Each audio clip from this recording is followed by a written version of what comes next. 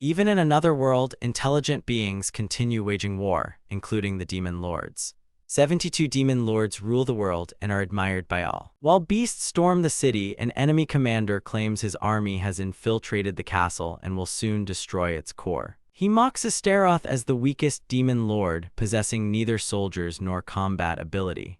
Astaroth agrees that his castle would fall if the situation were real. With a snap of his fingers, Astaroth dispels the illusion and reveals the true battlefield, shocking Jack. Astaroth explains that he deliberately weakened the castle's rear defenses and prepared an ambush there, then orders the kobolds to attack. The hidden unit charges the enemy. Astaroth reveals that these kobolds were reserved for such situations and are led by a human.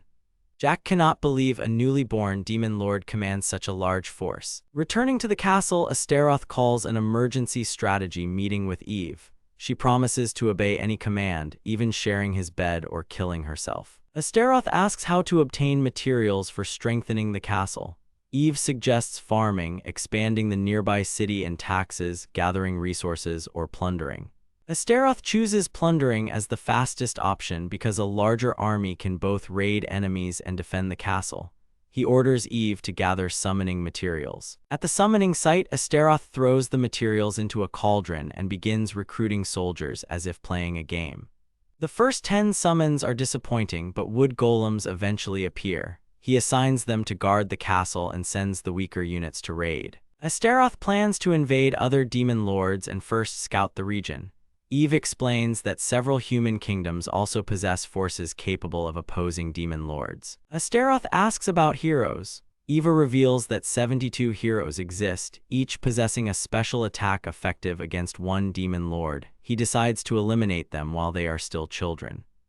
In the game from his previous world, the demon lord always lost to the hero despite being stronger because he acted carelessly and placed weak monsters near the hero's village, allowing him to level up. The demon lord repeatedly wasted troops, never strengthened his army, and simply waited in his castle.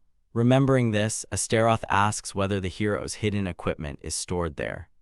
Eva is shocked because the information appears only on secret pages in an unknown language.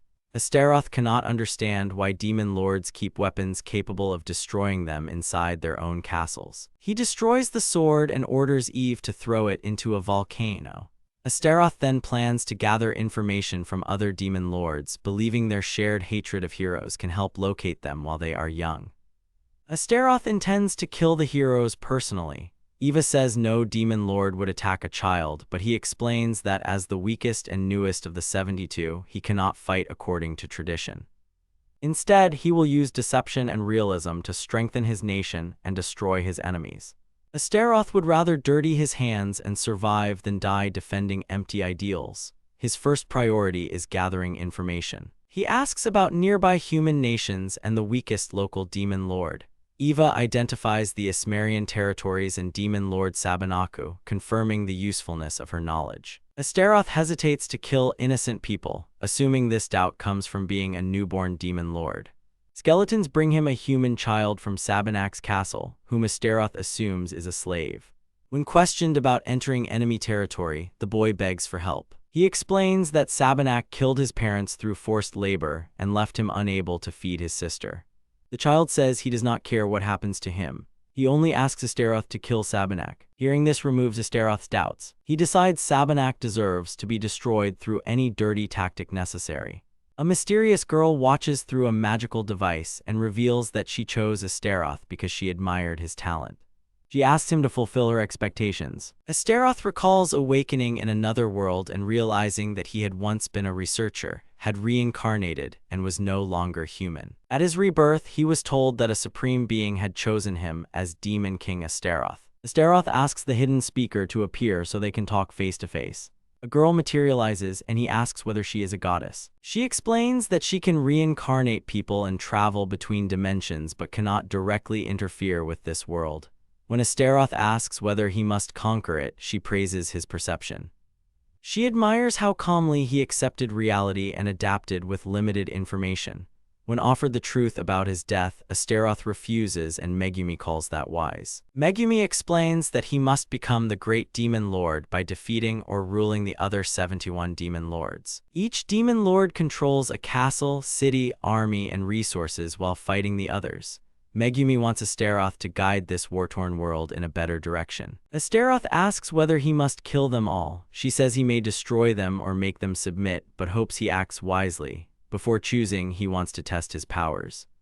Megumi creates a huge boulder for him to destroy. Astaroth points out that he is completely naked and has no idea how to attack it. She explains that his will can alter reality. Astaroth wishes for the boulder's destruction and it shatters instantly. Shocked by his power, he hears that he may become history's strongest demon lord. Astaroth asks about his castle and learns that the surrounding cave is its undeveloped form, which will expand as he grows stronger. The castle extends from his core. If it is destroyed, Astaroth dies. He can defeat other demon lords by destroying their cores, forcing their surrender, or making them his subordinates. To defend his castle, he may summon monsters by combining materials and magic in a cauldron, such as ice golems or orcs. Though Megumi should not assist him, she grants one favor and summons an intelligent servant. She announces the servant's arrival. A naked female demon appears, and Megumi offers to find her clothes. The servant declares complete loyalty. Astaroth asks her name. Megumi explains that demons are born nameless, so Astaroth must name her. He chooses Eva, surprising the girl. Astaroth explains that Eve was the first woman in the scriptures of his former world. Eva accepts the name because she is his first servant. Though weak in battle, she promises to support him with her knowledge until death. As Megumi prepares to leave, Astaroth asks whether they will meet again and offers his hand. She is unfamiliar with handshakes because gods rarely use such customs. They shake hands before Megumi enters the portal, predicting Astaroth will become the greatest demon lord and advising him to trust Eva. Astaroth asks Eva to plan their next move, praising her intelligence and management skills. Thus begins Astaroth's rule. After sheltering a slave from enemy territory, he declares that Sabanako will be defeated. His entire army consists of Eva, several weak skeletons, and 3 golems, with enough resources to summon fewer than 20 more soldiers. The boy explains that Sabanak's castle receives large quantities of bones, dried insects, and other summoning materials kept in his famous treasury. Astaroth decides to invade the castle and seize the resources Sabanak gathered for them. He orders his forces to prepare, believing he has found a way to overcome the other demon lords. Astaroth knows he cannot defeat older demon lords directly, but Sabanak is a suitable first target. Eva describes the Lion King as physically strong but magically weak and only an F-rank Prince of Darkness. Since attacking head-on would still be dangerous, Astaroth asks about nearby human territories that could provide outside assistance. Astaroth prefers manipulating a small principality rather than provoking a powerful kingdom, since his goal is subjugating demon lords, not starting a war. Eva suggests the nearby county of Ismeria. To execute his plan, Astaroth summons slimes as spies and sends them to Ismeria and Sabanaka to spread rumors. They announce that the newly born Astaroth is a coward ready to surrender. Days later, Ismeria's envoy arrives demanding tribute. Astaroth pretends to be terrified and offers half his taxes in exchange for the count's protection. The envoy accepts, unaware that Astaroth is deceiving him. Astaroth claims Sabnak threatened to destroy him for choosing another master. The envoy promises Ismeria will defend its new vassal when Sabnak arrives within a week. When Sabnak's dragon messenger appears, Astaroth orders Eva to act submissive and request reinforcements against an approaching Ismerian invasion. A week later, Sabnak and Count Ismeria confront each other, both claiming the right to protect Astaroth's territory exactly as planned. While the two armies fight over pride and ownership, Astaroth and Eve secretly travel away in a cart. Astaroth reveals they are heading towards Sabnak's unguarded castle. The guards will allow them inside, while summoned golems and orcs are already prepared. Eva warns that leaving their own core exposed could destroy Astaroth's castle and kill him. Astaroth accepts the risk, saying he created everything from nothing and can lose it the same way. Eva realizes she serves a madman. She asks permission to follow him even to death. Astaroth assures her he plans to survive and already included her in the operation. When he asks whether she will serve him until death, Eva happily swears loyalty. At Sabnak's castle, the guards recognize Astaroth after he introduces himself. He pretends to be a coward seeking Sabnok's protection and claims he brought gifts, convincing them to lower their guard. Astaroth reveals the gifts are their own skins and destroys the gate with meteor. After killing the guards, he sends the wood golems into the courtyard with simple orders to create chaos. While the golems distract the defenders, Eva and the orcs enter to empty the treasury. The golems crush the guards who rush to warn Sabnok. Explosive attacks begin damaging them, making the assault appear dependent entirely on the golems. In reality, Astaroth's cart contains summoning materials. He creates skeletons behind the defenders while Eva locates the treasury through information from a slime spy. Astaroth sends Eva to collect the treasure and orders her to meet him later at the agreed location. He remains behind with the golems and skeletons, killing the castle guards. Half an hour later, Astaroth prepares to retreat but discovers most of his forces destroyed. The damaged golems crumble at his touch. After another golem explodes, Astaroth escapes with the last skeleton before Sabnok's army returns. Eva waits at the meeting point until someone emerges from the bushes. Finding the injured Astaroth, she rushes over and promises to heal him. Astaroth is only relieved that she survived. Eva leads him to the cart containing the stolen treasure. He is amazed by the amount of loot and asks about an object wrapped in cloth. Upon touching it, Astaroth senses that it does not belong to this world. Eva identifies it as an extremely rare transferred sword from another world. Their successful raid is interrupted when a slime reports that Sabnok has returned. Safe inside their own dungeon, Eva praises the plan. Astaroth regrets missing Sabnok's reaction and orders the construction of fortress walls and a larger army before retaliation begins. Since Sabnok's army consists mainly of fast and physically powerful beasts, Astaroth decides to summon ghosts and spirits immune to physical attacks using the transferred item. Eva explained that transferred objects came from other worlds, possessed immense power, and greatly increased a ruler's status. Astaroth recognizes the weapon as a katana once used by samurai in his former world. One sword cannot equip an army, so he asks whether it can become summoning material. Eva explains that a ritual can summon its owner's spirit. Such spirits may surpass and even kill their summoners, but Astaroth says he is unworthy of ruling if he cannot subjugate one hero. He throws the katana into the cauldron, producing a divine aura unlike an ordinary monster summoning. The weapon's former owner appears. Astaroth introduces himself while the spirit identifies himself as Toshizu, who died in the Battle of Hakodate. Toshizu realizes he has reincarnated in another world with some memories erased. When Astaroth asks him to become a vassal, he requests a place where he can correct his past regrets. Toshizu agrees to lend his strength but first tests Astaroth's courage. He instantly places his katana against Astaroth's throat and praises him for remaining calm. Astaroth says ruling the world is impossible without earning his servant's trust. He also knows Toshizu seeks peace rather than blood and would gain nothing by killing him. Astaroth had also prepared for betrayal. Toshizo lowers his katana and decides the demon lord is worthy of his loyalty. Toshizo introduces himself as a samurai and farmer's son from Tama in Musashi province. Astaroth promises not to waste such a valuable warrior. He vows to provide Toshizo a worthy place to find peace, though not anytime soon. Toshizo soon begins brutally training the army. He promises to turn the lazy, thieving orcs into true warriors within several weeks, though Astaroth doubts they have that much time.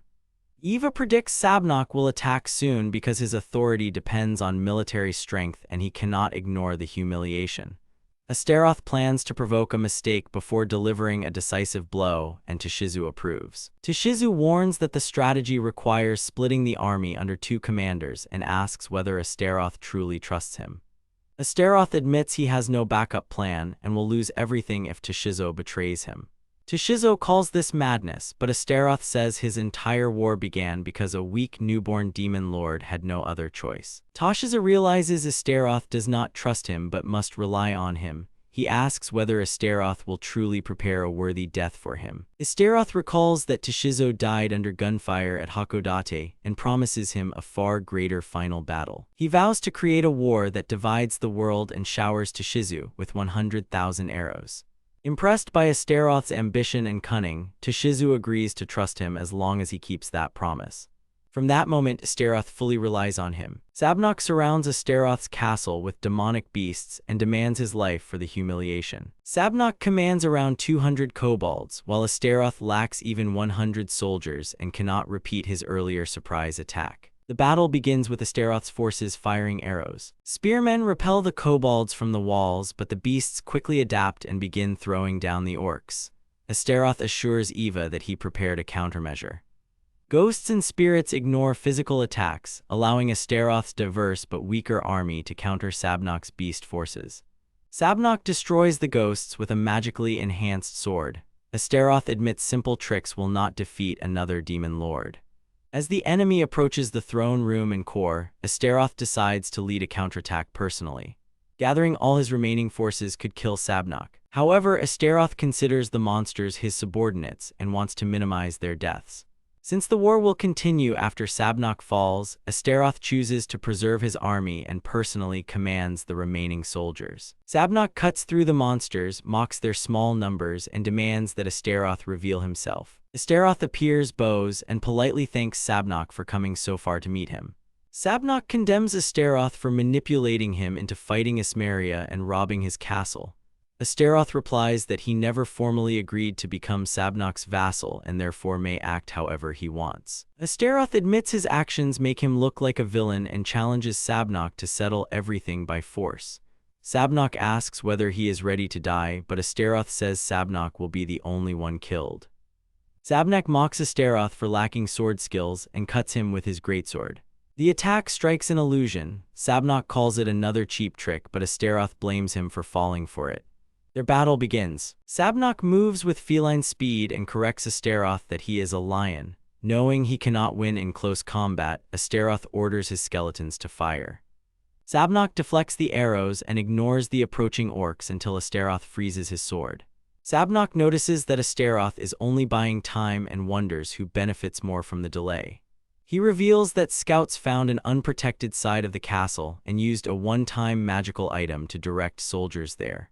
Sabnok expects them to destroy the core soon, but Astaroth dispels another illusion and shows him the truth. Sabnok's entire army has fallen into a trap and been destroyed.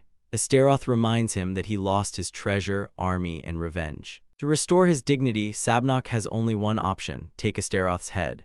Enraged, he charges, but Tashizu blocks him. Tashizu says Astaroth would have been cut in half without him. He praises the battle but refuses to die to a cat, angering Sabnok again. Sabnok recognizes Tashizu's katana as the weapon stolen from his treasury. Tashizu identifies it as Izu Minakami Kainsada, his own sword. Sabnok claims ownership because it came from his castle. He orders Tashizo to serve him instead. Tashizo briefly asks whether Astaroth is truly a thief, then decides it does not matter. He chose Astaroth as his king, not the man who left his sword rusting as decoration. Tashizu battles Sabnok evenly. Sabnok is impressed by the summoned warrior, but Tashizo moves behind him and severs his arm. Tashizu asks how it feels to be cut by the sword he neglected. Furious, Sabnok produces a strange stone. Astaroth warns Tashizu to retreat after recognizing it as a different type of crystal. Sabnok transforms into Demon Ifrit and burns Tashizo's arm. Astaroth orders him to use Undine. Undine extinguishes the flames, and Astaroth runs to assist Tashizu. Sabnok attacks again, but Astaroth blocks the strike with his bare hand. Sabnok cannot believe it. Astaroth says his movements are predictable and mocks the Lion King for being burned by a third-rate magician. Astaroth incinerates him but is left exhausted. In a distant temple, the Holy Lady Joan of Arc learns that Astaroth won as foretold and prepares to seek another revelation. Like in France, she carries the duty of saving this country and bringing harmony between good and evil. Eva arrives as Tashizu thanks Astaroth for saving him, though he complains that his lord stole the duel. Astaroth admits rulers should avoid fighting personally and prefers planning from the castle.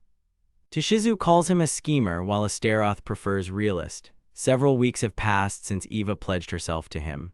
The war ends and peace returns to Astaroth's castle. Eva was created to support a demon lord unfamiliar with this world. She admires how quickly Astaroth adapted and notes that his appearance attracts many demon women. Numerous demonesses, especially succubi, seek to become his mistresses, forcing Eva to strengthen security around his bedroom.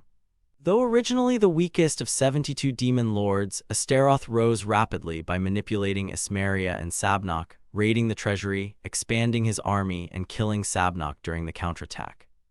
Eva records that no other demon lord is known to have killed another within a month of birth. Astaroth then occupies Sabnok's territory, takes its resources, and destroys the castle because he cannot defend two strongholds. Astaroth says castles and cities matter less than the people living there. He accepts humans, demons, demi-humans, and beastmen from Sabnok's lands as equal residents. His territory has no slaves, an exception even among human nations. Astaroth explains that forced labor is inefficient because people without rewards have no motivation to work harder.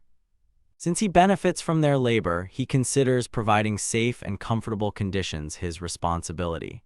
Eva serves him tea and vows to dedicate her life to supporting this ideal. Astaroth says he will rely on her. Astaroth remembers his father. After freeing Sabnok's slaves, the city becomes overcrowded. Astaroth wants to expand housing and employment, while Eve prefers rebuilding the army and replacing their losses. Astaroth argues that a strong economy and larger population will eventually produce a stronger army. He plans to recruit humans as real soldiers rather than disposable cannon fodder. When Eva doubts their loyalty, Astaroth reminds her of the human boy she trusts and that he was also human in his former life. Astaroth decides to earn loyalty by giving everyone a home. His castle will become a place where humans, demons, and demi-humans can live peacefully regardless of race. Astaroth uses the treasury reserves and plans to sell its gold and silver to traveling merchants. He also redesigns the chaotic city into a defensive maze while prioritizing infrastructure, trade, and communication. Toshizu proposes building a brothel where soldiers can drink, relax, and spend time with women. Astaroth agrees that veterans need such entertainment. Eva admits she already planned a red light district but forbids Astaroth from visiting it, offering herself if he needs anything. Astaroth quickly changes the subject to military training grounds, while Toshizu notes that his young lord still does not understand women. Together, they design a city capable of housing several thousand people and generating significant taxes. Construction may take 6 months, but they lack architects and engineers, so Eva suggests hiring dwarves. Although travelers who visit the reclusive dwarves supposedly never return, Astaroth decides to negotiate personally. Eva immediately begins packing, knowing he will ignore any objection. She insists he cannot travel without someone to cook and wash his clothes.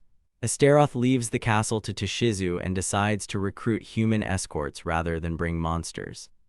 Eva suggests selecting promising warriors from the new residents and later promoting experienced ones to officers. Astaroth announces well-paid military positions open to anyone confident in their abilities, attracting many applicants. Several days later, around 100 people apply because there are no restrictions on age or gender. Astaroth notices a small girl and tries to send her home. He sees her sword but senses no magic. A grown man then tries to touch her. A fight begins, but Toshizu stops Astaroth from intervening and reminds him that a supreme commander should avoid street brawls. Before the man can attack, the girl moves first. She easily destroys his axe. When he charges again, she cuts his trousers, forcing him to flee. Astaroth is astonished by her swordsmanship. Curious about her identity, he watches her smile. The girl kneels before Astaroth, calls him the husband destined for her, and introduces herself as Jean. She calls herself a lamb burned in God's embrace and claims divine providence led her to the demon lord she must serve. Jean is a swordswoman from France in another world. Joan of Arc was chosen by God, fought to defend her homeland, and was eventually captured and burned as a witch. Astaroth asks why heroes appear so suddenly. Eva explains that they may become free after their master dies, though Jean could also be a spy. Astaroth asks whether she will serve him faithfully, and Jean repeatedly answers that it is God's will. He realizes he now commands both a warrior seeking a final battle and a fanatical knight who obeys only God. Astaroth tells Jean that if God ordered it, she would probably kill him as well. He invites her to accompany him to the dwarven village as a bodyguard. Eva and Toshizu object, but Astaroth says a possible spy is safer beside him than near the castle core. Jean accepts, claiming God ordered her to protect Astaroth and Eva, kill many enemies, and become his ally. She also predicts that Astaroth will lose an important ally, though he does not know whom she means. Refusing to fear a prophecy and be remembered as a coward, Astaroth continues the mission, satisfying Jean. After Jean bathes, Eva reports that preparations are complete.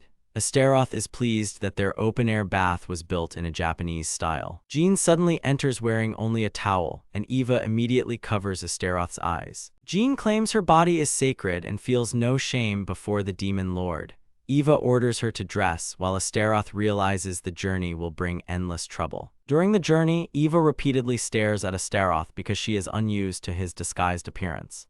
Astaroth explains that hiding his identity prevents others from learning the demon lord has left the castle, as Toshizo advised. Eva notices that he remains unusually thoughtful. Astaroth worries her maid uniform attracts attention, but Eva refuses to change it unless he orders her to remove it entirely. Several people harass them on the road, but Jana quickly drives them away. That night they camp outdoors and Eva prepares dinner. Astaroth praises her ability to cook such delicious food while traveling. Eva gives Jean a fork, but the farmer's daughter is unused to table manners. Jean praises the fresh eggs and bacon produced near Astaroth's castle. Eva cleans Jean's face while Astaroth realizes the holy lady is surprisingly gluttonous. Jean asks for more, amazed by the quality of campaign food.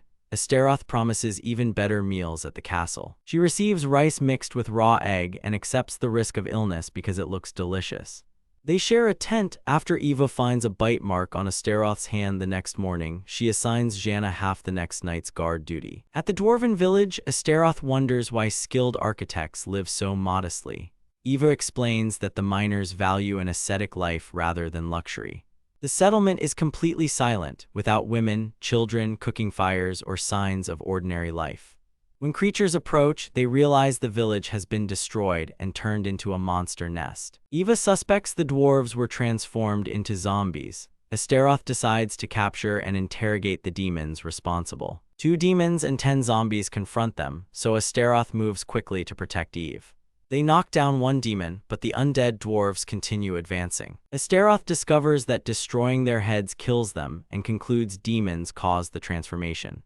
Jana joins the battle despite Astaroth warning that the zombies may be infectious. One bites her arm, but she calmly throws it down. She prepares to execute it until Astaroth warns her that the noise is attracting the others. Since more monsters are hiding nearby, they continue fighting quietly. Jana cuts off a fleeing demon's wing before it can escape. Astaroth orders Eve to hide, approaches the captured demon, and asks who they are and what happened to the village. The creature identifies them as servants of demon Lord Illigos sent to occupy the settlement. It explains that resisting dwarves were killed and raised by the necromancer Shardle as obedient zombies. Astaroth considers the method effective but wasteful. He demands information about Illigos and Shardle, while Jean defeats the second demon. When the captive tries to flee, Astaroth lets him run briefly. He then fires shrapnel into the demon's back. Jean wonders whether Astaroth is the world's strongest magician. More zombies suddenly attack Eva, who hides behind Astaroth. He realizes their battle attracted an entire horde. There are too many to defeat, and Astaroth cannot teleport away while protecting Eva and Jana. The group retreats into a building and barricades the entrance. Astaroth orders Jana to carry Eva away once he opens the door, but Eva refuses to abandon him as the zombies break through. With few options remaining, Astaroth desperately searches for a solution until a hidden basement opens. A dwarf emerges and orders them inside, claiming it is safe. After they descend, the dwarf throws a bomb through the broken door and destroys the zombies. In the basement, Astaroth confirms everyone is safe and asks why the dwarf rescued them. He says they were clearly enemies of Illigos and too strong to waste. The dwarf expects repayment later and introduces himself as Godriff, elder of the Earth Gnomes. Astaroth says Godriff is exactly whom they sought. Realizing direct manipulation will not work on the cautious elder, he respectfully introduces himself as a ruler seeking skilled craftsmen to rebuild his kingdom.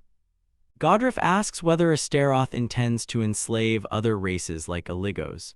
Astaroth says he wants a land where everyone can live peacefully. Godriff is interested but warns that Illigos destroyed their village, leaving them unable to offer much help. Astaroth asks about the demon lord. Godriff describes Illigos as the cruel ruler of the northern lands who slaughtered the dwarves and had Shardle raise their bodies as zombies. Their conflict began when Illigos demanded their metals for almost nothing. After they refused, he attacked, and only the underground tunnels allowed some dwarves to survive. The survivors have water but little food and can endure for only another week. Though peaceful miners with few warriors, their picks can pierce even dragon scales. Astaroth realizes he must give the dwarves what they need and asks whether Godriff will serve him if he frees them from Illigos. Godriff already plans to fight Illigos but says Shardul must be defeated first. Since their goals align, Astaroth offers an alliance and asks the dwarves to help build his kingdom afterward. Godriff accepts, saying he would be honored to serve such a strong ruler and will personally deal with any dwarf who refuses. He praises Astaroth for using his power wisely and remaining calm despite appearing human. Godriff also notes that Astaroth showed no hesitation while killing the zombified dwarves. He asks whether Astaroth enjoyed it or felt nothing. Astaroth replies that the zombies are only vessels controlled by a necromancer, no longer the people they once were.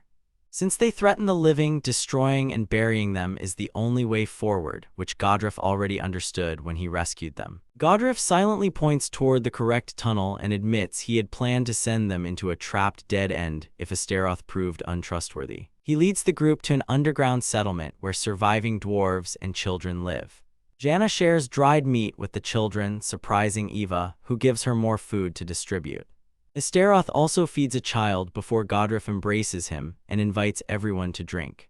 Janna questions drinking before battle, but Astaroth says dwarves treat beer like water and that sharing it will strengthen their alliance. Astaroth notices their clean clothes despite the lack of sunlight, and Godriff explains that natural gas powers underground drying machines. Seeing Astaroth already drunk, Godriff asks whether he can handle alcohol. Astaroth admits he probably cannot and is reminded of his father. Godriff says he would gladly remain underground if they had food. Their ancestors used glowing crystals and once knew how to grow crops below ground, but that technology was lost. Astaroth admits he is weak and only acts confident because other demon lords would destroy him if they discovered the truth. Godriff apologizes for dragging him into war, but Astaroth says conflict between demon lords is inevitable. Godriff asks whether Astaroth has a personal dream beyond conquest and survival. Astaroth realizes those are duties, not dreams. Since war exists in every world and children should not suffer from it, he wants to end this era. His dream is to create a world where everyone can smile without fear. Godriff believes he can achieve it, while Shardul summons his undead forces. Astaroth gathers the dwarves and announces that he has been given command of the coming battle. Anyone unwilling to follow may leave, but nobody does. When he asks for a tunnel map, one dwarf refuses to reveal it to an outsider. Godfried defends Astaroth, recalling how he fought Illigos' soldiers and shared food with the children. Godfried says Astaroth has kind eyes unlike other demon kings and declares that he trusts him.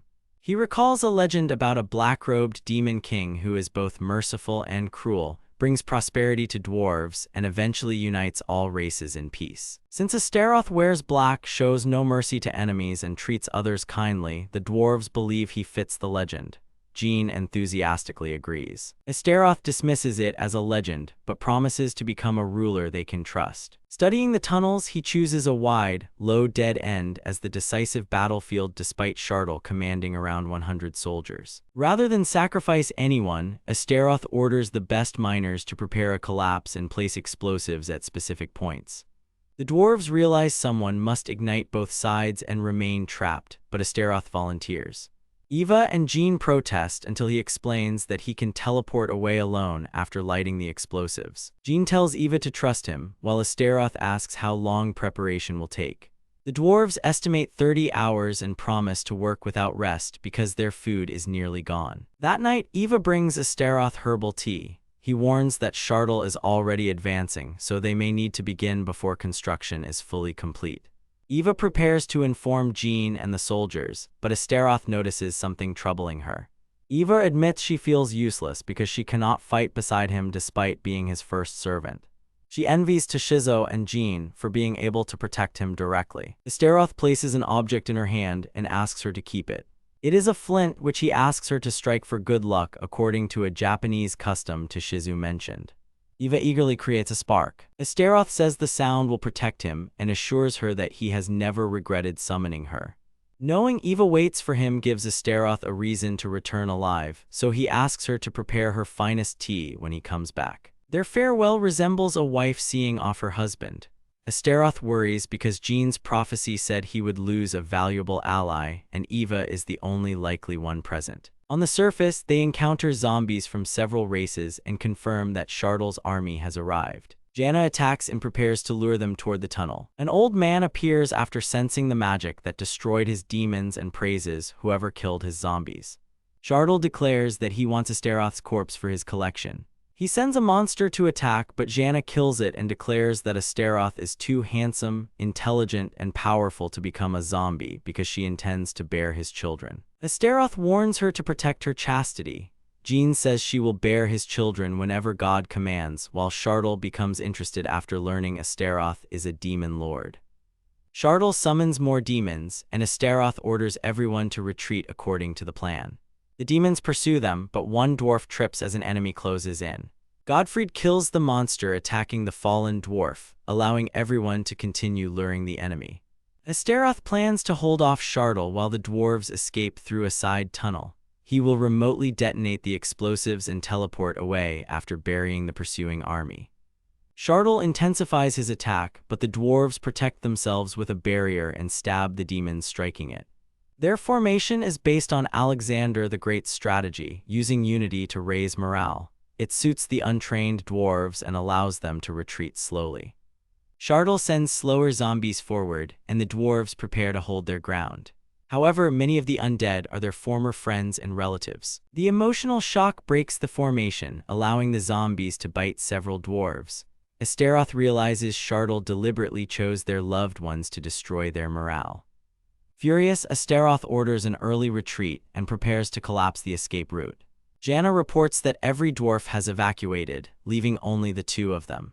Godfried stays behind as well. Astaroth asks him to buy time while he prepares the final attack. Chardel demands Astaroth surrender his body, but Astaroth claims he can block the attack. Chardel fires shrapnel, and Astaroth's shield fails to activate. Chardel reveals that he used Dispel magic, preventing Astaroth from teleporting or detonating the explosives. Astaroth orders Godfried to carry Jean away. Though she resists, he remains behind so his companions can survive. Astaroth seals the tunnel with an explosion, but Godfrey returns and insists that only an old man should die there. Godfrey gives him an ancestral crystal containing fire magic and a teleportation stone, which can bypass Chardel's Dispel spell. He entrusts the dwarves to Astaroth and asks that they be allowed to live near his castle. Godfried throws him the teleportation stone and tells him to lead his people into the future. Astaroth escapes while Godfried detonates the crystal and causes a massive collapse. Astaroth appears safely beside Eva as the underground tunnel crumbles. Godriff had already ordered the surviving dwarves to follow Astaroth if he died. They present him with their leader's beard, a symbol reserved for close friends, while Chardel's remaining forces stop pursuing them. The dwarves admit they lack Godfried's leadership and construction experience. Eva suggests using spirit summoning. She explains that Godfried's beard may serve as a summoning item, though the chance of success is uncertain. Astaroth agrees to try, but asks for time to prepare. In his room, Jean realizes Astaroth is hesitating despite Godfried being essential to the city project. Astaroth knows the ritual is simple, and that the dwarves want their leader restored. Even so, remembering Godfried leaves him unable to act immediately. His death reminds Astaroth of his own father and the regrets from his previous life. He finally understands the pain of losing someone important and wonders whether his death caused his father the same suffering. Eva joins him and Astaroth announces that he is ready to perform the first summoning motivated by personal attachment rather than practical need. He prays for success and summons a huge figure. Godfried returns and helps plan the city, delighting the dwarves and Jean. However, he has no legs, possibly because Astaroth summoned him too soon or distributed the magic incorrectly. Astaroth insists the important part is that his construction skills remain. Godfried accepts his ghostly form, happy to reunite with his people and contribute through his expertise. He urges Astaroth to summon more laborers. Astaroth orders Eva to combine large bones bought from merchants with a beast horn. Jean remarks that Astaroth and Godfried resemble father and son, while construction proceeds smoothly. Astaroth still struggles with worker assignments and wages, including higher pay for night shifts. Tired of remaining inside and delegating everything, he decides to walk through the city and rest. At the market, he notices Eva. Curious about her relationship with the citizens, Astaroth secretly follows her while observing how humans, demons, and demi-humans adapt to racial equality. Eva suddenly asks whether they should buy fish or meat. Eva reveals that she recognized the robe she made for him. She invites him into a shop visited by many races, and Astaroth carries her basket as they continue together. Eva calls Astaroth a gentleman. He explains that in Japan, men are often expected to run errands, provide transportation, or act as walking wallets for women. Eva says reincarnation allows them to shop together and takes his hand. Remembering how much he worried her during the last battle, Astaroth lets her hold it. He suddenly senses an intense killing intent surrounding them. The shopkeepers are glaring at him for standing beside Eva. They immediately become polite when she orders bacon and ask who her companion is. Eva identifies Astaroth as her master and says their bond is stronger than romance, moving the men to tears. Astaroth notes that she charms males of every race and that Jean's holy aura also makes her popular. Eva credits Astaroth's rule for the city's safety, growing merchant traffic, competition, and low prices. She believes affordable living reduces conflict between citizens. Astaroth happily realizes that the peaceful future he wants is beginning to appear. Meanwhile, Shartle survives beneath the mine's rubble and speaks about Astaroth. As Astaroth's power grows, his castle becomes livelier. At the training grounds, he notices how hard the soldiers are working. Orcs suddenly report that an envoy from the neighboring kingdom of Dysprosia has arrived. The Western Kingdom asks Astaroth to help defeat Illigos, whose necromancer is turning captured residents into undead. Astaroth identifies him as Shartle. The envoy explains that he was once their court magician but murdered his colleagues, studied forbidden magic, escaped execution, and joined Illigos. Dysprosia cannot defeat the demonic army alone, so it seeks support from Illigos' enemies. Since Astaroth killed Sabnok, his forces could determine the battle. Astaroth says his army is still small and concludes they approached him because they know he already fought Shartle.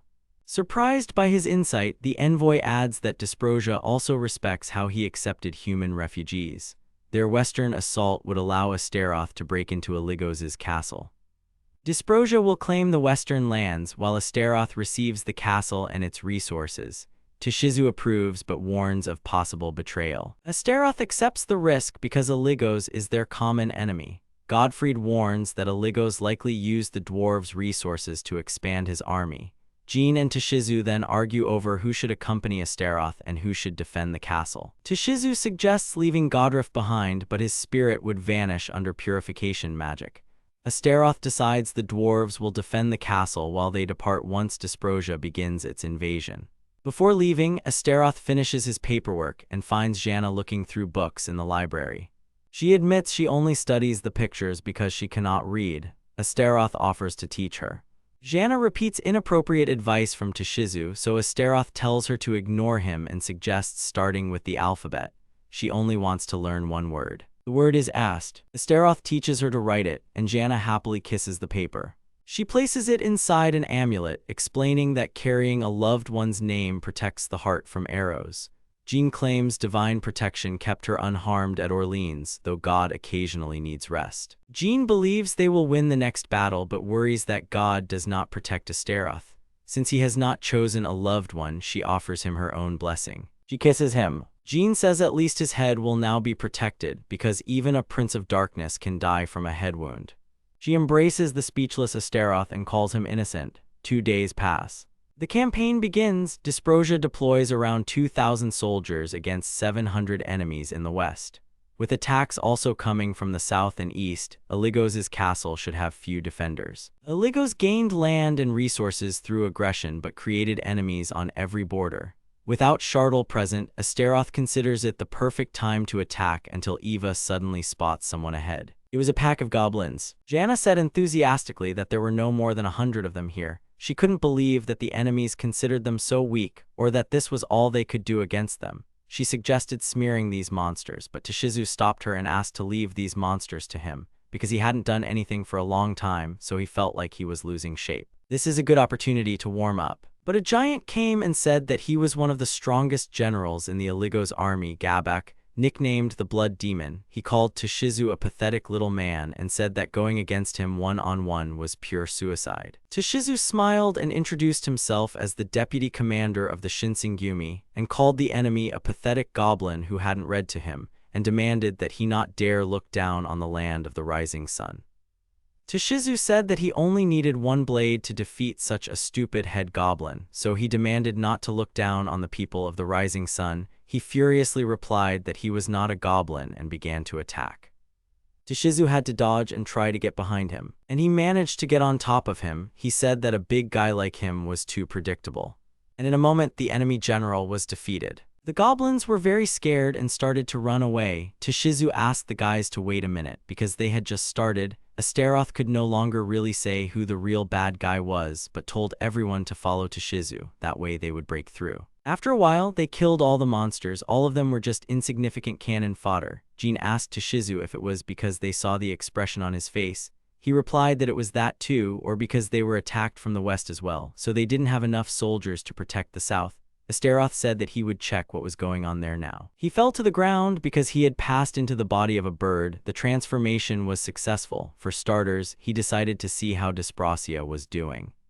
There were a lot of people killed there. Thousands of Dysprasia soldiers were defeated, so he didn't understand what was happening here. They still had skeletons and ghosts, although they are weak in themselves, but they stupidly overwhelm with numbers. This battle put the people at a disadvantage. The boys gathered around Astaroth's body and felt that he was breathing, but not waking up. In such a situation, only a sincere kiss would help wake him up. Astaroth woke up and said that Jana was back with her crazy ideas and asked them to stop. He stood up abruptly and said that the southern front line was no longer there. Dysprasia had already lost. He saw the eastern front. Its fall was only a matter of time. A 10,000-strong army of the undead would soon arrive to them, but first another issue needed to be resolved. People came running to them who said that they had an urgent report. Their castle was under siege. This is what Astaroth was expecting. He hoped that the old man would cope with this. The undead fired their cannons, but the dwarves created a quagmire they couldn't pass through. Gottfried was informed that the undead had already arrived. He asked if they were ready and began throwing everything they had at the monsters. Especially for defense, as Astaroth had assumed, they prepared many magic crystals which would be of great help to them. Gottfried was shouting at the warriors to stop the monsters from entering the castle, while Astaroth was telling the boys that he had taken some measures to secure the castle, so they would be fine. It was time to put that aside because they were currently in real trouble. Illigo's army is made up of the undead, and fighting them becomes a war of attrition. After all, they don't tire and know no fear. She learned this from the last battle. Toshizu realized that the guy already had a plan. He replied that it was true. Fighting this army was pointless, but in the Battle of the Demon Kings, they had a chance to turn the game around. And the key to the success of the operation is Eva. She just needs to do as they originally planned. The girl asked to rely on her. After all, that's why she's here. Toshizu noticed that they had chosen a difficult place to fight. Astaroth replied that it was definitely the same for the enemy. Toshizu asked what he was talking about. Wasn't it difficult to use his magic here? Astaroth replied that the place ahead was a gorge that was not saturated. If the monsters took positions inside the gorge, only the first rows of soldiers would be able to fight. They wouldn't defeat 100 enemies at once, but if they fought them one-on-one, they would still have a chance. In any case, it is surprising that Astaroth came up with this idea. He replied that it was not his idea. This strategy was used by one ancient Greek power, Sparta. 300 people were able to hold off a huge army. They are in about the same situation. He told the legend of the 300 Spartans and of King Leonidas, whose name went down in history, but frankly speaking, they will not be able to achieve the same as they did, such resistance, so they will try to save as many lives as they can, including the people in the castle. Jean said that Astaroth is greedy. At first he had nothing to lose and no fear, but before he knew it, he was responsible for so many things. He didn't plan on dying here. And they would definitely return home alive, and he would like to share the joy with his people. They heard sounds in the gorge. The undead army had arrived. The soldiers who had defeated the warriors of Dysprasia had already come to them, but it seemed too fast for them. The goblins began to come to life. Then everyone realized that the necromancer had come to them. He had survived. And he appeared, having transformed from a bird into a necromancer. He told Astaroth that he missed him. The guy was not happy about this meeting. Previously, someone apologized to Illigos and said that he was very much in favor of the second failure. He cut off his head and said that no one dares to tell him what to do. No one will be spared for disobeying the demon lord Illigos is unforgivable. Toshizu asked Astaroth if this was the necromancer he was talking about. Perry replied that he was supposed to die in the dwarf village, but for some reason he was still alive. He could have gathered the undead around him and thus blocked the explosion, and then used necromancy to simulate his death. If that is so, then everything fits. Toshizu suggested that he hated him so much that he decided to attack them instead of the castle, so Astaroth should give in, but the Lord replied that he would not do that, since it seemed he had no choice. First, they had to destroy this horde of undead. Jean came forward and said that she was the Maid of Orleans, but over the past few months she had ceased to be a maid. She had now become the wife of Astaroth. She ran to attack and began to chop down the goblins. She dealt with them easily and shouted for them to taste the sacred sword of liberation.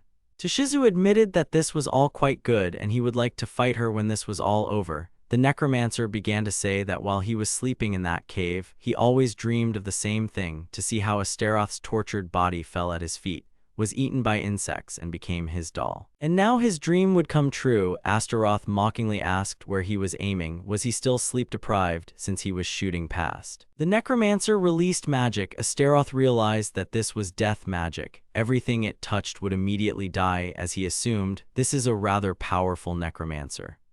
Shardul replied that after all, he's one of Illigos' servants, but if he kills the summoner, the army will become useless without a necromancer.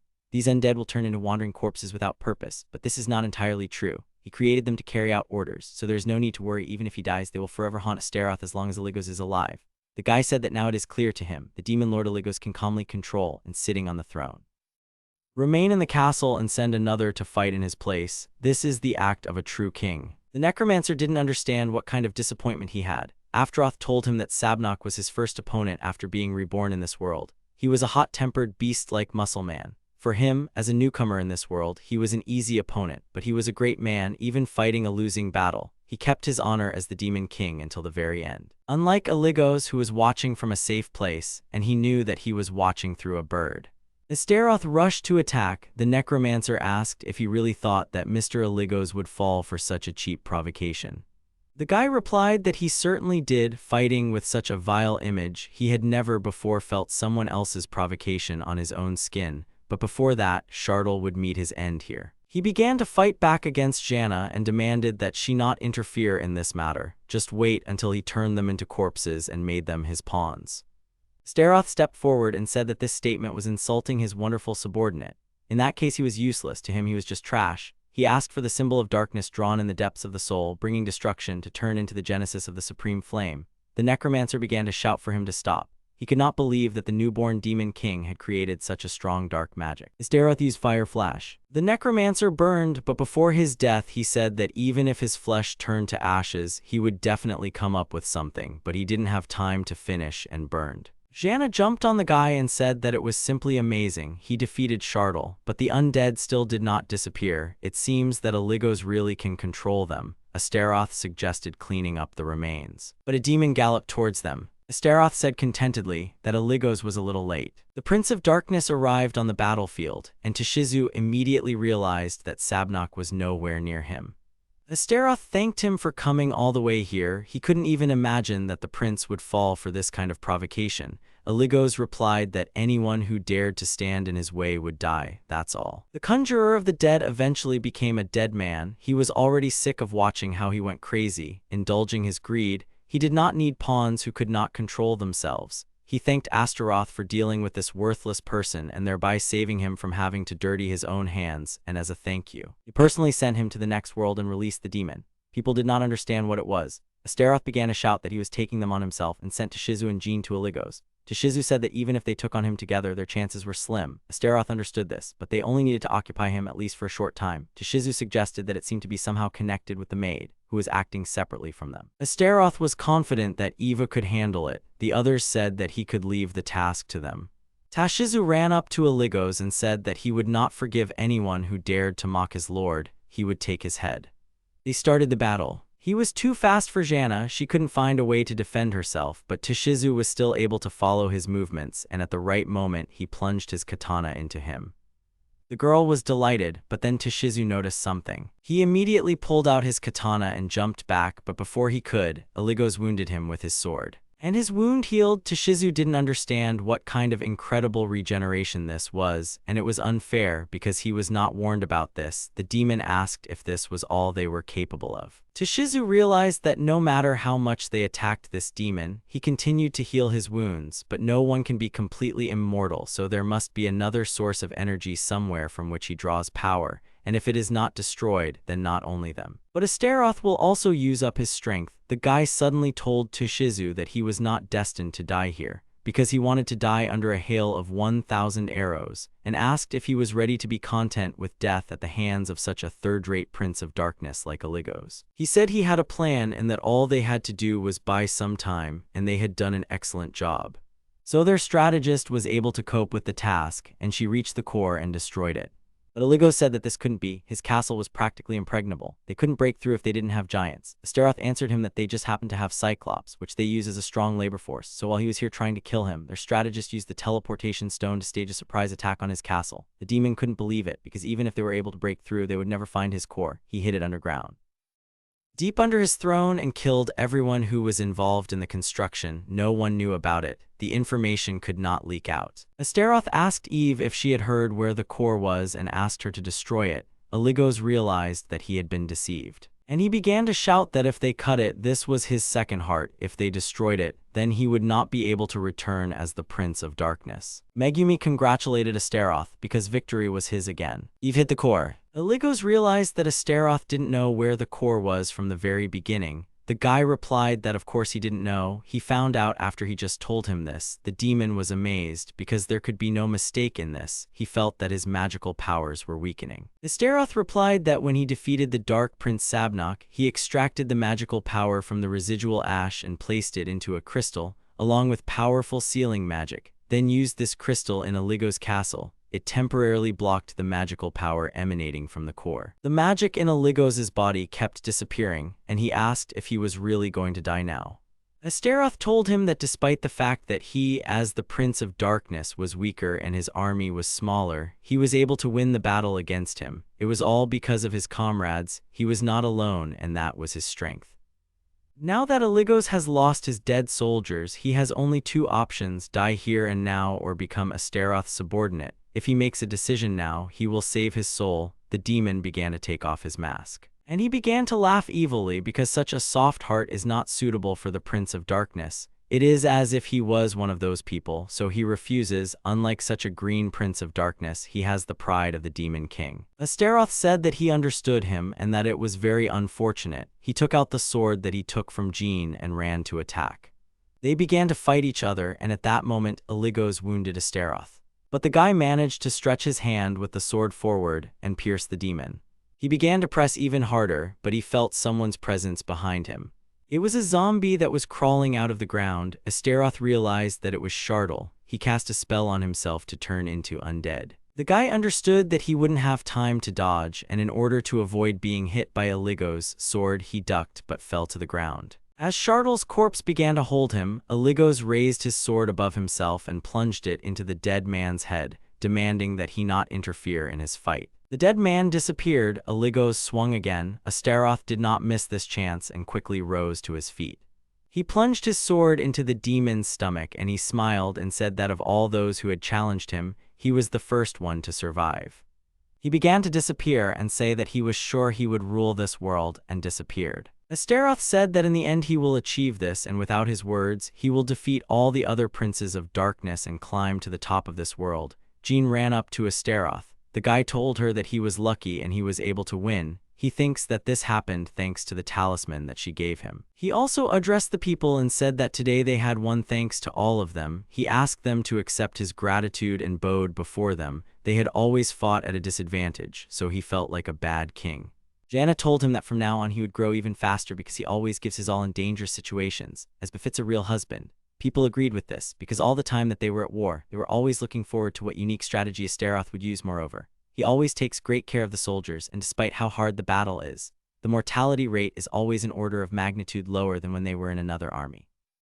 And they had the opportunity to survive and return home alive. They thanked him for this. They are very happy to be under his command. and they began to shout that he was the best king. The guy asked them to calm down. Jean hugged him and asked if he was embarrassed, but because she hit him, he began to fall to his knees without strength. Eva saw them returning, Astaroth lying on his horse, and she began to worry. In the castle, they brought him to his senses. After a while, they started drinking. The king's job was not only to make plans and start wars. The important fact is that the king's job also consists of taking care of the consequences of war. By the way, he is very busy now taking care of the consequences. Firstly, to issue honorary medals, which in this case Shizu and Jean deserved. Since he cannot choose one of the best, it is better for him to reward them both. Basically, he will give them money, letters of thanks, and allocate a piece of land. But they told him that they didn't need the land. Jean said that if she accepted the land, she would become noble. She didn't want to be noble. Astaroth admitted that he was thinking of giving her Illyasviel's castle. She jumped on him and said that she didn't want to leave this place. She wanted to stay with him forever. Shizu also agreed with her. Eve told Astaroth that they couldn't do anything about it. Even though the master is called the god of strategy, she does not think it is possible for the master to change Shizu's thoughts. Astaroth admitted that they are truly selfish. It seems he has no choice. He will find another person loyal to him to take care of Illyasviel's place. Then he and Eve walked down the corridor, and along the way the girl said that he wisely distributed Sabnok's treasures. It was a very risky move. If Astaroth had made even one mistake, he would already be dead. The guy agreed that he really put her through a lot, but in the end they won. The reason for the victory was not only luck, but also wisdom. And Eva added that the habit of not giving up until the very end also helped them. Astaroth agreed with her, because this may be the only talent he has. He always fights using tricks and tries to think with his head. This is how he survived until now. Eva said that this is really true, because when they were in the dwarf village and in that battle against Illyasviel, everyone says that the master is smart and resourceful. In her opinion, the true value of the master is not here. She thinks it is in the heart, all because he has a good essence. So everyone who works under the master, as well as other people, admire the Prince of Darkness Astaroth. He did not punish the soldiers of Prince Sabnok and allowed them to serve under him, and the master accepted his people as his own without enslaving them. Then he saved the tribe of dwarves and then befriended the leader of that tribe. In addition, he earned the trust of two heroes who are difficult to please. Eva took him out to the balcony and showed him that everyone was celebrating the victory as well as the greatness of the master. Astaroth realized that in this case, he should properly express his gratitude to them. He started to set off magical fireworks and people rejoiced. The Prince of Darkness, named Astaroth, sits on the throne. He was one of the weakest of all. The goddess who summoned him into this world told him of many titles. However, few called the prince by his title. He was called the realist prince or the two-faced coward. His first military campaign was against Sabnok, whom he easily defeated. He then faced Prince Illyasviel and defeated him as well. He sits in his chair and his subordinate tells him how his bad name is spreading. She offers to stop it, but the prince assures her that there's no need. He tells her that he deliberately brought this nickname into the people's vocabulary. He explains that two-faced coward was the nickname of the Japanese ruler Sanada, Masayuki. That's why he took his nickname. The girl remarks that this will make the people wary of the prince. The prince replies that this is precisely what he wants. He thinks about how to explain this to her and creates a poisonous, deadly snake. The maid simply looked straight into the cobra's eyes without a trace of fear, and the boy told her that at that moment she should actually have been scared. She began to pretend to be frightened. The prince finishes his words by saying that normal people will be afraid of the snake and will try not to provoke it. He says that other countries, hearing what a cruel and skilled strategist the prince is, will think twice before attacking them. Although they will lose their trust, their fear will be more beneficial. It will be easier for them to convince neighboring states that their illusory army is real. This way, they might think the castle is manned by a serious garrison, even though they've left it empty. The girl suggests creating a special spy squad using materials they recently acquired during the war. The prince thinks this would be just the thing, as he was worried about the coming war. The guy asks if all the monsters appear from the summoning cauldron, and the maid answers him by saying that only the first monsters appear from the cauldron. They are born using a boiler and then begin to reproduce naturally. This could have gone on for many years, and perhaps most of the monsters in the area were born from the very first monsters.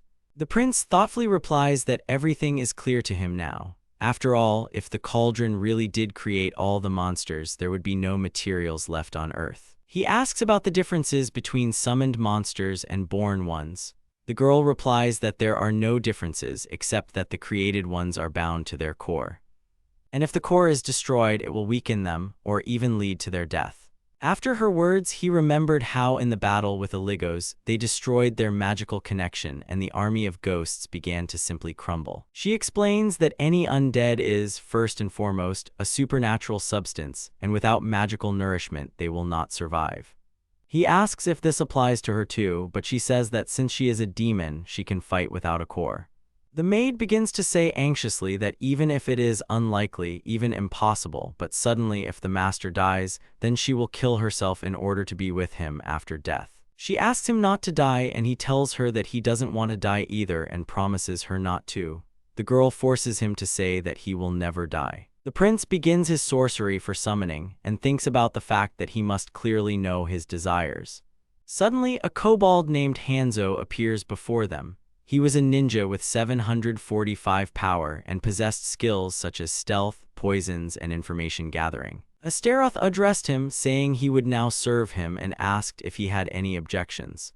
The kobold replied that he had no objections, but there was something the prince needed to know about him. He begins to say that while gathering information, there will be situations when the kobold will be forced to move and act on his own, without following the direct orders of the prince. The prince says that suits him and the kobold replies that he's a very understanding prince. Astaroth begins to say that he and his team are Ottenra, but is cut off. The kobold's team surrounded the boy and girl and said that they would be happy to serve the prince. Now Hanzo and his team became part of the palace's reconnaissance team, which originally consisted of slimes and a couple of humans. Astaroth immediately distributed the team not only across the capital but also to other locations. And thanks to Hanzo, the information received increased several times over. The prince sat in his office, his subordinate standing next to him.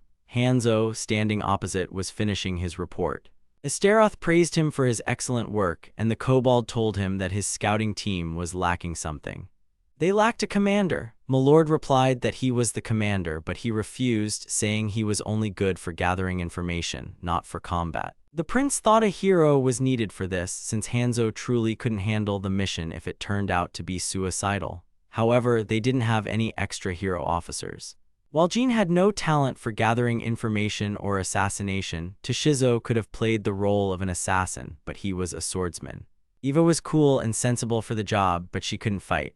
The prince said that this was quite a problematic issue, as Hanzo suggested that they go to the dungeon, which greatly surprised the prince. He explained that the catacombs, known as the Golden Ash Ruins, are the remains of an ancient magical civilization.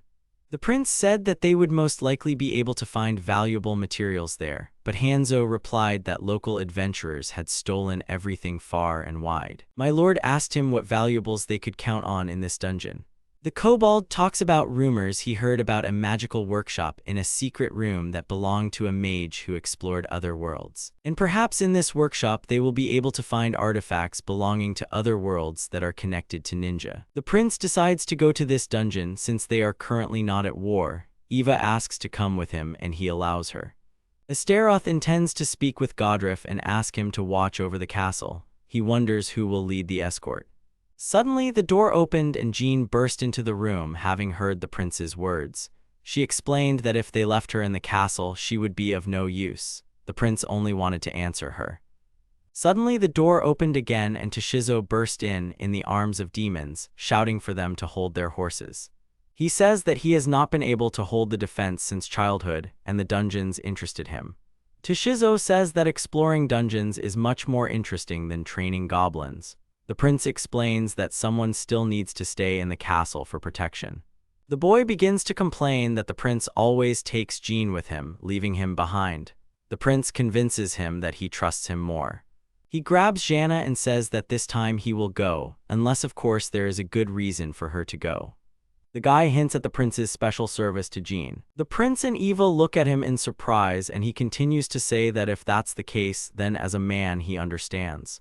Jana begins to tell him that there's nothing of the sort. Then he talks about such a possibility in a couple of weeks and Eva begins to ask Jean what she is talking about, since Eva is directly connected with the prince in life and in death. Jana calls on Toshizo to decide right now who is the strongest officer in Prince Astaroth's army and says that the strongest one will become his bodyguard. Toshizo draws his sword and agrees to her proposal. Eva stops them, saying there's a special place for fighting. Suddenly, the action shifted to the great arena. Toshizo and Jana emerged from opposite sides. They stood facing each other in their military uniforms. The prince looked at them, perplexed as to how it had come to such a duel. This arena was built specifically for the amusement of the demon lord, as well as the demons and people living in the city near the castle. This coliseum was used to pit slaves and bandits and rarely humans and monsters against each other. It resembles an ancient Roman arena and was built for the same reason. The prince was not interested in this at all. He even forgot about it. He reflects on the moment the coliseum was built and how it was constructed by the finest builders. The castle's first guest, a small boy, apparently contributed to it as well. Since this duel had attracted the attention of the demon lord himself, it was no surprise that common folk had come to watch. He considered the wisdom of not destroying the arena. The prince is thinking that now people will be able to see the true skills of Jana and Toshizo, although many new recruits consider Jana a simpleton. He looks at the demons who, taking advantage of the situation, began selling various snacks and drinks. Jana and Toshizo walked towards each other, with a look of complete confidence and anger. The prince senses their thirst for murder even when he is quite far away from them. The prince intervenes. He begins to say that they have all gathered here to witness a fight that is meant to resolve the grievances between Toshizo and Jana. He asks if the fighters are ready, but they silently take a fighting stance. Suddenly, the prince declares that he is taking their weapons, and immediately their swords fly towards the prince with the help of magic. The soldiers ask in confusion what this means, but the prince explains to them that he is going to replace their guns. They are given wooden swords made from a durable plant called bamboo. They grumbled, asking the reason for such an act. The prince shouted at them that he would not allow his two most powerful generals to be wounded. Because of them, the castle's defenses could suffer. He tells them not to worry, as the swords, although wooden, were enchanted so that they would not be easily broken. Toshizo tells Jean that she's hardly used to wooden swords, as she always relies on instinct in battle. She replies that her sword is as light as his blade. She says that it will be easier for her than for him, and Toshizo replies that, as a true Japanese, he will not allow himself to lose and disgrace his ancestors. The prince gave the command to begin the battle, and both opponents rushed into battle against each other. Their wooden swords crossed, and Toshizo parried Jean's blow. Jean, bouncing off him, charged back into battle. She tells him that she will accompany the master to the dungeon, and the guy answers her that he no longer cares about this, and the main thing for him is to defeat her. Toshizo decides to get more serious in this fight. He hits her with a malicious smile, but the girl smiles back at him. Jana hit him on the legs, and Toshizo, completely unexpected from her, flinched. Jana jumped and hit Toshizo's head with her head. The boy took a couple of steps back from the blow. He grabs his head and calls her a bad saint and asks her if this fighting style is God's providence. She scolds him, saying that she came to this world earlier, and asks him to show respect. They continue their fight. People began to say that they had been fighting for long enough, and they became interested in how much longer they could hold out. The prince notes that the fight should end soon, as he enchanted the swords to make them heavier. But apparently this wasn't enough to subdue the two experienced fighters. After another blow, Jana and Toshizo's swords broke. The crowd looked at them in surprise. Their own swords stood on the table. The opponents rushed to their weapons and grabbed them. They began to fight with their swords, and Eva and the prince were surprised. The fighters got so excited that they couldn't stop. The opponents struggled, and Jana grazed Toshizo's face, causing a small wound.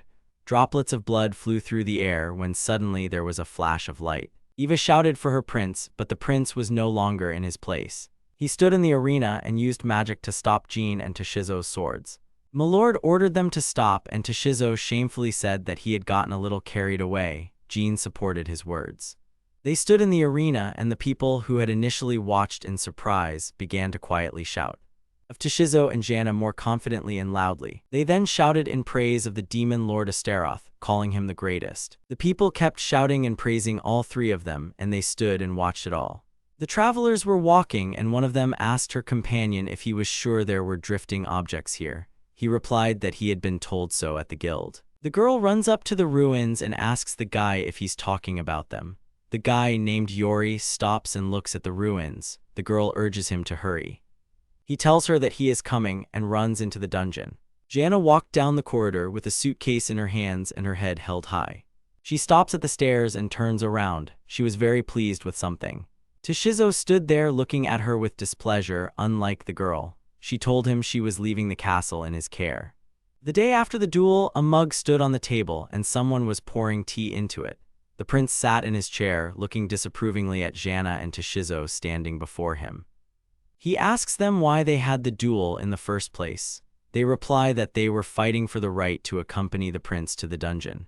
My lord sternly tells them that they have violated his ban on weapons, and the duel subsequently ends in a draw. Jana says that she apologized, and Astaroth decides that Jana will go with them to the dungeon. He explains that during the last blow, the girl managed to hit the guy's face, while he only caused minor scratches on the girl's armor. They stood in silence and the prince found this suspicious. Toshizo replied that he had no objections, but Jana glared at him. She starts screaming that the guy didn't take her seriously. He kept aiming for her thigh. Jana says it wasn't even a matter of tactics, but rather the guy's pity for her. Toshizo calls her stubborn and raises his hand in a gesture. He tells her that she's hurt him, albeit slightly. At that moment, Jana lunges at his hand and bites it. The boy's eyes widen in pain. She bites him and he asks her if she's going to bite his hand. The prince thought to himself that the guy had really been trying to hit below the neck, not the face.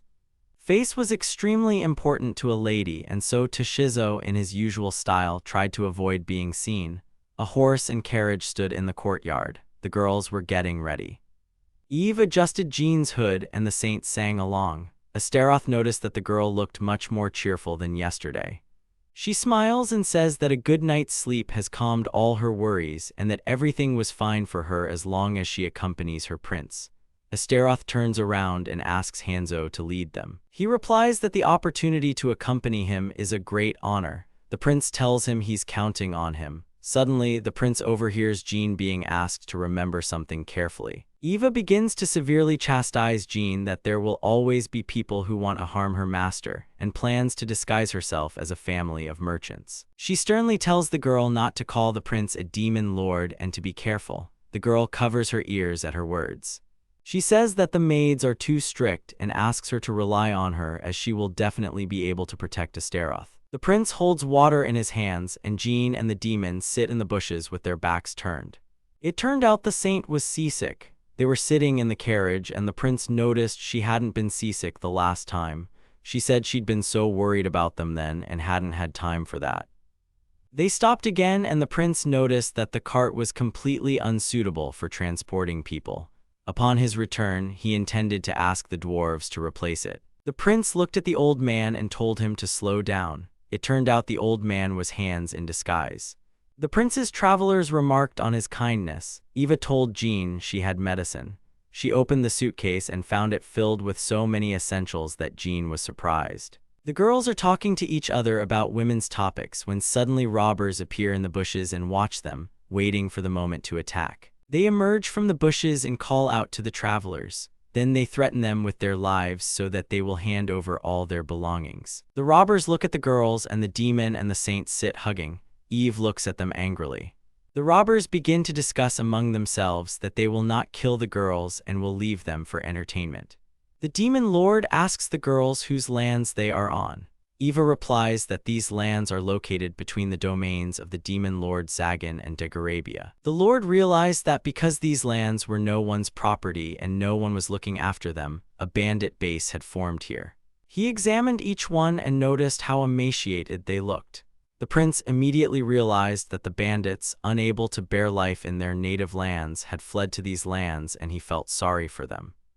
Astaroth tells the boys that when they fled their homelands, they forgot their humanity. A plant began to grow through the earth. This plant grew into huge stems that grabbed each robber. The girls looked at all this with impression. The robbers shouted at the prince, one threatening, the second asking what he was doing, and the third asking him to let him go.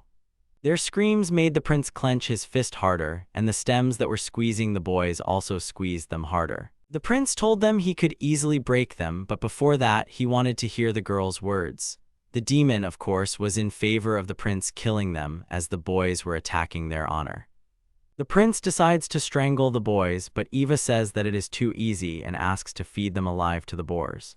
The saint immediately begins to defend the boys, saying that there is no need for any senseless sacrifices and asking them to not be so heartless. She begins to say that due to a difficult fate, their souls have been painted black and therefore they must be given another chance. The prince tells them he will only give them one chance. The prince is going to do as the saint wants, but he is going to put a small curse on them. Suddenly something flies over them, causing a whole storm and frightening the robbers. A huge monster flew above them, and the prince looked at her with wide eyes. This monster was a wyvern. The wyvern ate one of the bandits and flew above them, looking at its future victim. The wyvern was heading towards them, preparing to attack. The prince released 2 robbers next to Eva and asked her to take care of them. The prince and Jean prepared for the monster's attack. They attack the monster first, but it only dodges their attacks. The prince notices the monster's agility despite its size, then he shouts at it to come down and fight. The prince turns to Hanzo, ordering him to act. Hanzo jumped on top of the wyvern, preparing to strike with his blade. The wyvern turns around sharply, and Hanzo shouts to his lord that the time has come. The prince uses magic to attack the wyvern, clipping its wing. The monster falls to the ground, and Jana runs toward it. She strikes, and the monster begins to scream so loudly that the prince and the saint have to cover their ears. The prince summons frost magic to defeat the monster. Enormous ice floes pierce the monster's body. The wyvern hangs suspended from a huge ice floe. The prince looks at the girls and asks if they're okay. Jana replies that everything is fine. Eva runs up and asks how he is. The prince looks at the shocked guys who were standing behind the girl, and they looked at the prince with frightened eyes. They fall to their knees and beg for forgiveness. The prince, realizing they've certainly learned their lesson, makes them promise to cease all atrocities. The dagger lay on the ground, and the prince picked it up, thinking it belonged to one of the bandits. He called out to them, and they shuddered and responded. He tells them he's very sorry he couldn't save their friend. They look first at him, then at the dagger in his hand. They say they were primarily to blame themselves. One of the bandits took the dagger the prince offered him. The boys commented on how compassionate this man was and considered him popular in their country. Jana was about to say that the prince himself was standing before them, but Eve and Astaroth shut her up. The prince decides to move on, but Jean stops him, offering to try wyvern meat as she heard that it is delicious. She's reminded of the man eaten by the wyvern, which greatly diminishes her desire to try it. And the prince was a demon lord, not just a demon. The prince takes out his knife and approaches the wyvern, carving something from it. Jana exclaims in surprise. Astaroth explains the beneficial properties of wyvern liver, both as a medicine and for summoning. He puts the liver into cold storage, and the girls only now realize why he didn't aim for the monster's liver. After some time, they approach the ruins. Approaching the entrance, Jana looks around and says that these are the ruins of the Golden Ash. Hanzo confirms her words. Hanzo says that the drifting object should be on the 5th floor, and the lake emitting a bright blue glow is also there. They say they need to clear the 1st floor to get to the lake. They enter the dungeon, and Hanzo says that the 1st floor is quite cramped and they will definitely not avoid fighting monsters. The prince and his henchmen are at the entrance when Astaroth stops and listens. The demon looks at him questioningly. He says that everything is fine, but ahead they begin to hear someone's conversations. Hanzo says that there are 5 possible adventurers ahead who have come for the drifting items. They hide and overhear the conversation of travelers, as one of them asks his captain about searching for magical items. The adventurer's captain looked around and asked the boy with displeasure what was wrong. Yuari, holding the crew's bags, noticed with horror that the adventurers who had come here had never returned. The team starts calling him a coward and going back to their mommy to live on their shoulders. One of them says that a coward like him should only carry bags and throws his bag into his hands. They hurry him, and the prince and his henchmen who were watching this call the adventurers who humiliate this boy stupid. Jana is about to go and teach them a lesson, but the prince stops her just in time. Suddenly, the dungeon shakes and they ask in surprise what it is. Stones are falling from the ceiling and some strange sound is heard. A huge toad appears before the adventurers. They panic and grab their weapons, shouting sarcastically that they're lucky to have encountered such a monster. The girl attacks with magic. The toad absorbs her magic and attacks them with its long tongue. Jana and Eva discuss that such a monster might be weak against fire. The girl says that she is not very good at fire magic, and the other guy asks Yuyuri to give him an axe, coated in oil and set on fire.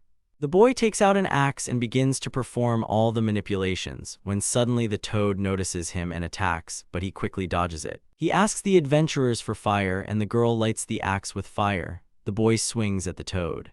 Yuri throws the axe and hits him right in the eye. The toad bursts into flames, and the prince and the girls look on in surprise. The adventure captain looks at the dying toad and says it's a real pain, huge, loud, and completely useless. They turn to Yuri, telling him to learn fire magic. The demon lord stared at the boy, his eyes fixed on him, his intuition telling him something. After the toad burned, the boy breathed a sigh of relief. The other guys from the team approached him and praised him for his work. Then they go ahead and ask Yuri to grab their things. He asks them to wait, and Jana complains that these guys are too confident, but the boy did a good job. Eva says the guy is really good and offers to recruit him. Jana and Eva begin to talk about his potential as a perfect subordinate. They continue to discuss him and slowly approach him as he gathers his things. He had almost left when the prince called out to him. He looked at them and asked if they were from the other team. Yuri asks if they're looking for the wreckage as he is, and the prince confirms it and remarks on how well he handled the monster. He begins to feel embarrassed by such praise. The prince invites him to take a rest with them since he is probably tired with so many things, but the guy politely refuses, citing the fact that his friends have already gone far away. Astaroth snapped his fingers and showed a picture of his friends, saying that they were having lunch 500 meters from here, and he still wouldn't be able to catch up with them. Eva offers him cookies since she doesn't know what he likes. The guy stands there, blushing at their offer. The prince asks Hanzo to take half of his things, and the boy apologizes for having to do this.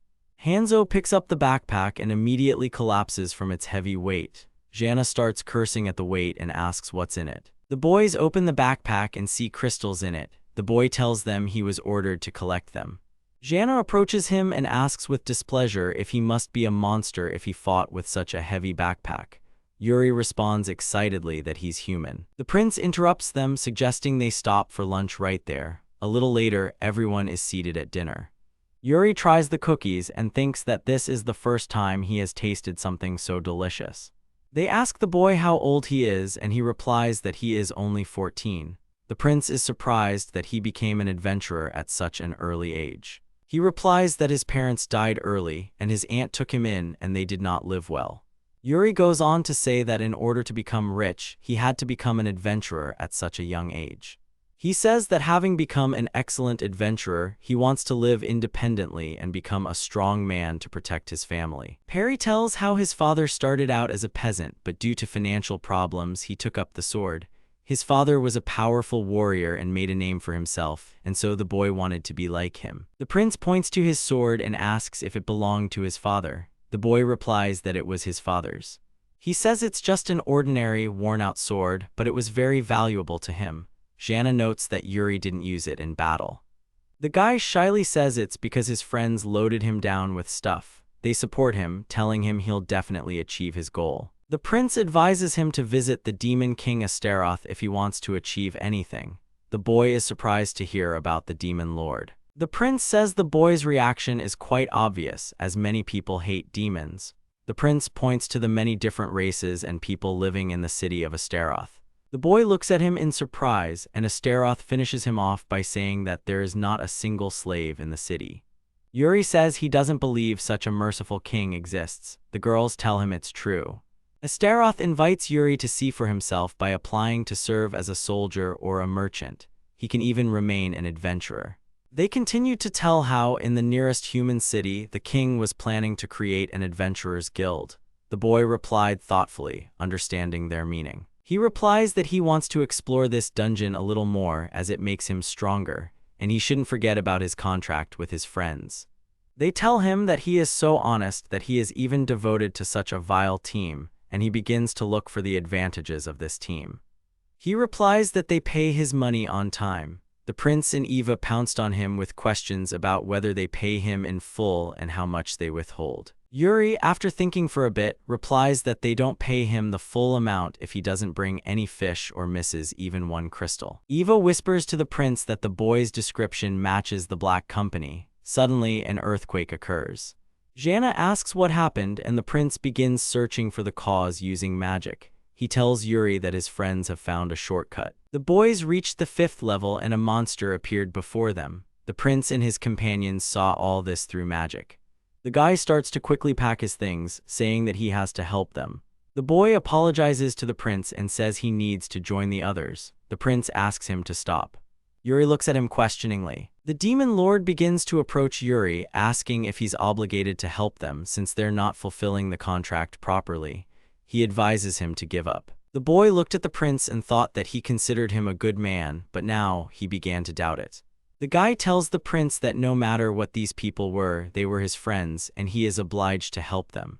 The prince and Yuri looked straight into each other's eyes, then the prince smiled at him. The prince says that he will help them and asks Hanzo to accompany them. The prince quickly went to the boy's aid, calling for Yuri to follow him. The boy, however, was unsure whether he should trust the prince. A huge, evil, mythical monster stood right in front of the boys. The boys stood there in fear, but suddenly they heard Yuri and turned around. The boy ran toward them, grabbing his sword, and Astaroth told him that he would help too. Astaroth asks Yuri to defeat the monster with his strength, and he, in agreement, grabs his sword. Yuri engages in battle with the monster, and the boys try to protect themselves with their hands from the monster's splashes. Yuri strikes the monster's tail directly. The monster and the boy glare at each other. Their fight sent something flying toward the boys, but Astaroth protected everyone with his magical barrier. Everyone looked at him in surprise. The prince tells the boys to remember what they saw, since it was all of Yuri's power, which they did not allow to be revealed. The monster begins to create magic balls and throw them at Yuri, who dodges them as best he can. The boy ran at the monster and it hit him with its tail, but Yuri grabbed its tail. He grabbed it and thrust his weapon into it. The mythical creature was defeated, and its captain looked at Yuri in shock. Suddenly, a huge rock began to fall on Jason. Yuri ran towards it, shouting at him to be careful. At the very last moment, the boy threw Jason away, thereby saving him. Astaroth shouts, calling out to the guy, and he turns around and sees how something began to rise in Jason's place. It was another huge toad, only this one had a forked tongue and large spines. The frog croaked and grabbed one of the boys, but Jason reacted quickly and cut off the frog's tongue. The captain says that the boy has taken all the glory for himself, and now he wants to show him all the stubbornness of his elders. The guys from Yuri's team grabbed the victim and ran away, saying that they were leaving the rest to the prince and Yuri. Jason runs into battle and shouts ahead to Yuri. They rush into battle and someone says words asking for the power of water to grant him protection, and they find themselves in a water barrier. The toad lashed at the barrier with its tongue but couldn't break through. The boys looked on, dumbfounded. As it turned out, the water barrier was created by the prince. He told the boy that the barrier would protect him from the tongue, but not from his leaps should he try to crush them. Jason and Yuri attacked the monster and fought back as best they could. Their attacks were ineffective. They would run out of steam before they could defeat the monster. The prince reflected on the monster's attribute, water. He turned to Yuri, informing him of his transfer of magic to him and asking him to continue fighting. Yuri wonders about the identity of the prince, who is both counterattacking and protecting them. Yuri runs towards the monster and uses Ashido's attack to strike the toad. The monster began to die and Yuri joyfully turned to the prince, declaring his victory. Suddenly, the milord shouted at him to be careful. The toad appeared behind Yuri and spat out a poisonous substance. The prince managed to save Yuri and Jason from the poison just in time. He held one over his shoulder and the other in his hand and told Yuri that he had chosen the worst possible opponent. The toad finally died and disappeared. The dungeon became quiet and empty. Yuri's team admired him and asked him to make them his students. Jason approached the guy and told him that he saved everyone, which made the guy very happy. They begin to thank the Lord and his subordinates, saying that if it weren't for them, the boys might have died. Jana, displeased, tells them that it's not that they probably would have died, but that they definitely would have died. They start telling them about a drifting object that is on the 5th level. The team captain says he'll give them the floating object since they defeated the monster and he'll escort the prince to it. He opens the box and his eyes widen. A shuriken in his hands. He said this out loud and everyone asked in surprise what it was, as they had never heard of such a thing before. He explains that in Japan, assassins called ninjas used this weapon. Hanzo speaks of the possibility that this weapon belongs to a famous shinobi, perhaps even a ninja master, Hattori Hanzo. The prince looked at him and he continued to say that he had been looking for him for a very long time, and the name Hanzo most likely comes from the name Hattori Hanzo. One day, a ninja named Hattori was summoned Hanzo, who trained the kobold's ancestors' ninjutsu. The prince looks at him in surprise and wants to quickly find out what kind of man he was. The team of adventurers and the prince's team emerge from the cave, thanking each other for saving them. Yuri stops and thanks the prince, calling him Ashido. The prince only smiles. He says goodbye to them, saying that they will see each other again, and runs after his comrades. Jana screams joyfully because it's all over, and Eva and Astaroth look at her strangely. A woman's hand takes a cookie from the water. The goddess who created the Demon King proclaims him incredible, marveling at his growth so quickly. As it turns out, the prince exceeded all her expectations. The goddess lies down, sipping her cocktail, and thinks that perhaps the prince will become a great Demon King. A teapot flies up to her and she, as if not noticing it, begins to say that the prince himself must see it, and then she stops. Thinking about Astaroth, she continued talking about the moment of reunion. The teapot uses magic to pour a cocktail into her glass, and she thinks about the prince's next steps with Yuri. The royal jug is a very powerful artifact that can summon demons or heroes. The prince and Eva look at such a jug and reflect on its many uses and its unusual appearance. It was like a demon core and was installed in every castle. The prince looks into the jug and says it's a very unusual thing, considering that people, and even more, emerge from it. He recalls his first meeting with Eva. Eva also remembered the first time she appeared before the prince. She was naked then. The demon, burning with shame, said that it was all an accident, but the prince was no longer listening. He was thinking about the mesmerizing process of the cauldron. He recalls interesting games in Japan, and Eva was still indignant that he remembered their first meeting. She talks about her notes while infiltrating King Aligo's castle, talking about how every king takes great care to ensure the safety of his core by building walls. Eva tells him that they too must take care of his safety, but the prince tells her that there is no need for that. The prince tells her about a general named Shinjin Takeda. He was a daimyo during the Warring States period, completely surrounded by enemies, and for the rest of his life he did not defend his lands.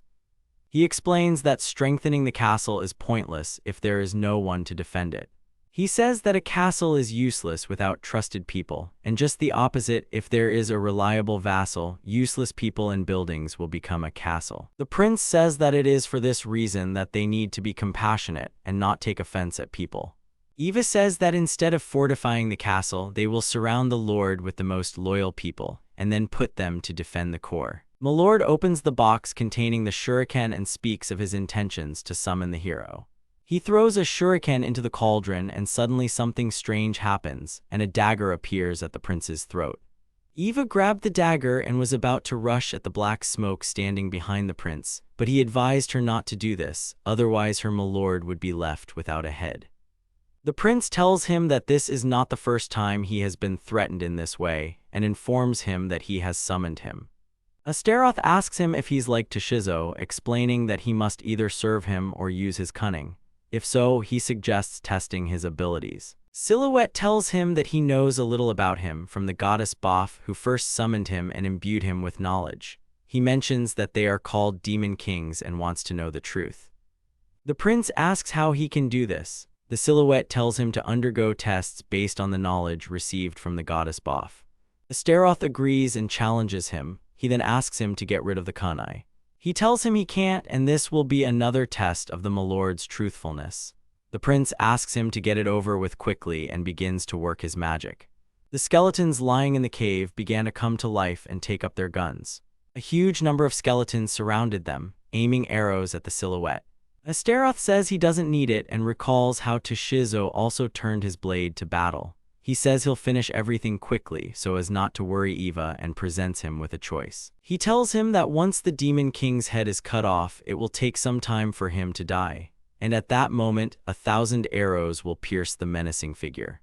The prince sarcastically asked who would strike first. At first, the Silhouette's eyes widened, then he told the prince that bluffing was hardly appropriate. Astaroth told him he was bluffing too. He might be a demon king, but he was no monster, and if his head was cut off, he would die instantly. Silhouette laughed and called him brave and smart. He says that he will enter into a temporary agreement with him until he is convinced of the master's worthiness. The prince tells him that he too will set a trial period, as it is useful to have powerful forces at one's disposal. Then the prince asks to introduce himself. He appeared before them, and it turned out to be the wind demon Kataro. The prince looked at him with admiration. Then he introduced himself and began to say how lucky he was to have met him. Eva looked at him, wondering why he liked ninjas so much. As it turns out, the wind demon Kataro is a generic term for a ninja hojo. He supported the people for over 100 years as the head of a shinobi clan that played a key role in the conquest of the Kanto region. Legends describe a height of 216 cm, rugged muscles, bulging eyes, 4 protruding fangs, a long nose, and a head like Fukurokuju's.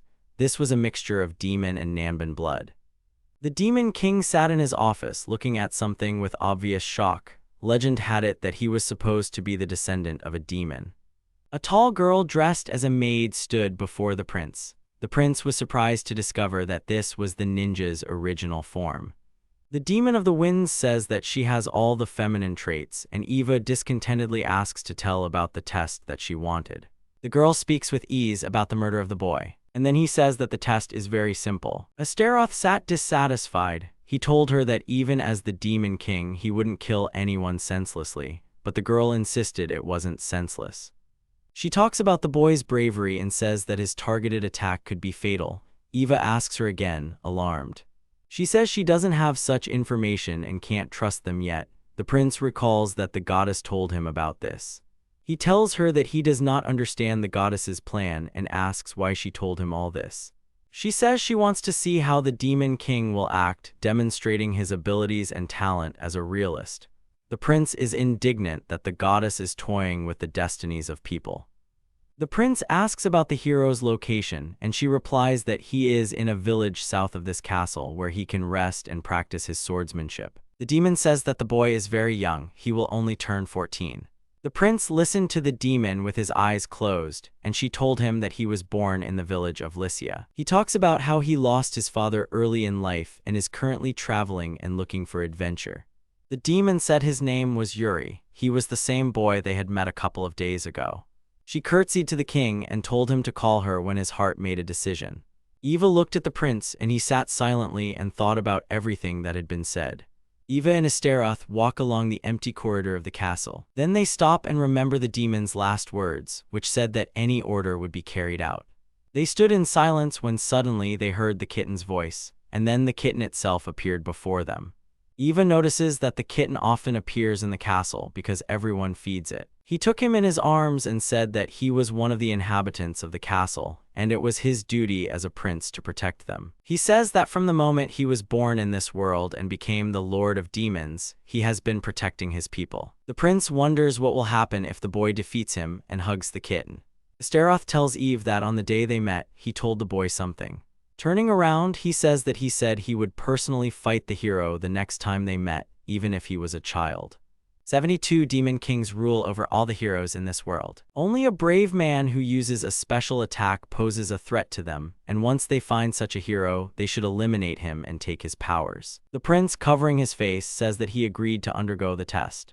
However, he didn't know the demon would deliver the boy so quickly. Yuri lay tied up on the floor. He says the new maid brought the guy in as if he were a bale of hay, but if you look closely, she ran. She says there is no time to waste, and even though there was a preliminary contract between them, she took all the preparations upon herself. She asked him sarcastically if he wanted to run away again. The demon looked at him and asked if he wanted a subordinate like her. The prince asked her not to use misleading words. Suddenly, Yuri woke up and began to rise. The prince remarked on how long they hadn't seen each other and began to help the boy. The boy spoke of the mansion's beauty and how dizzy he felt. The prince begins to worry about him, but he says he just needs some fresh air. Astaroth suggests he go for a walk. He looks at the demon and tells them to call him if something happens, and also asks her not to make any unnecessary movements. They walk along the bridge, and then Yuri stops and looks at the city.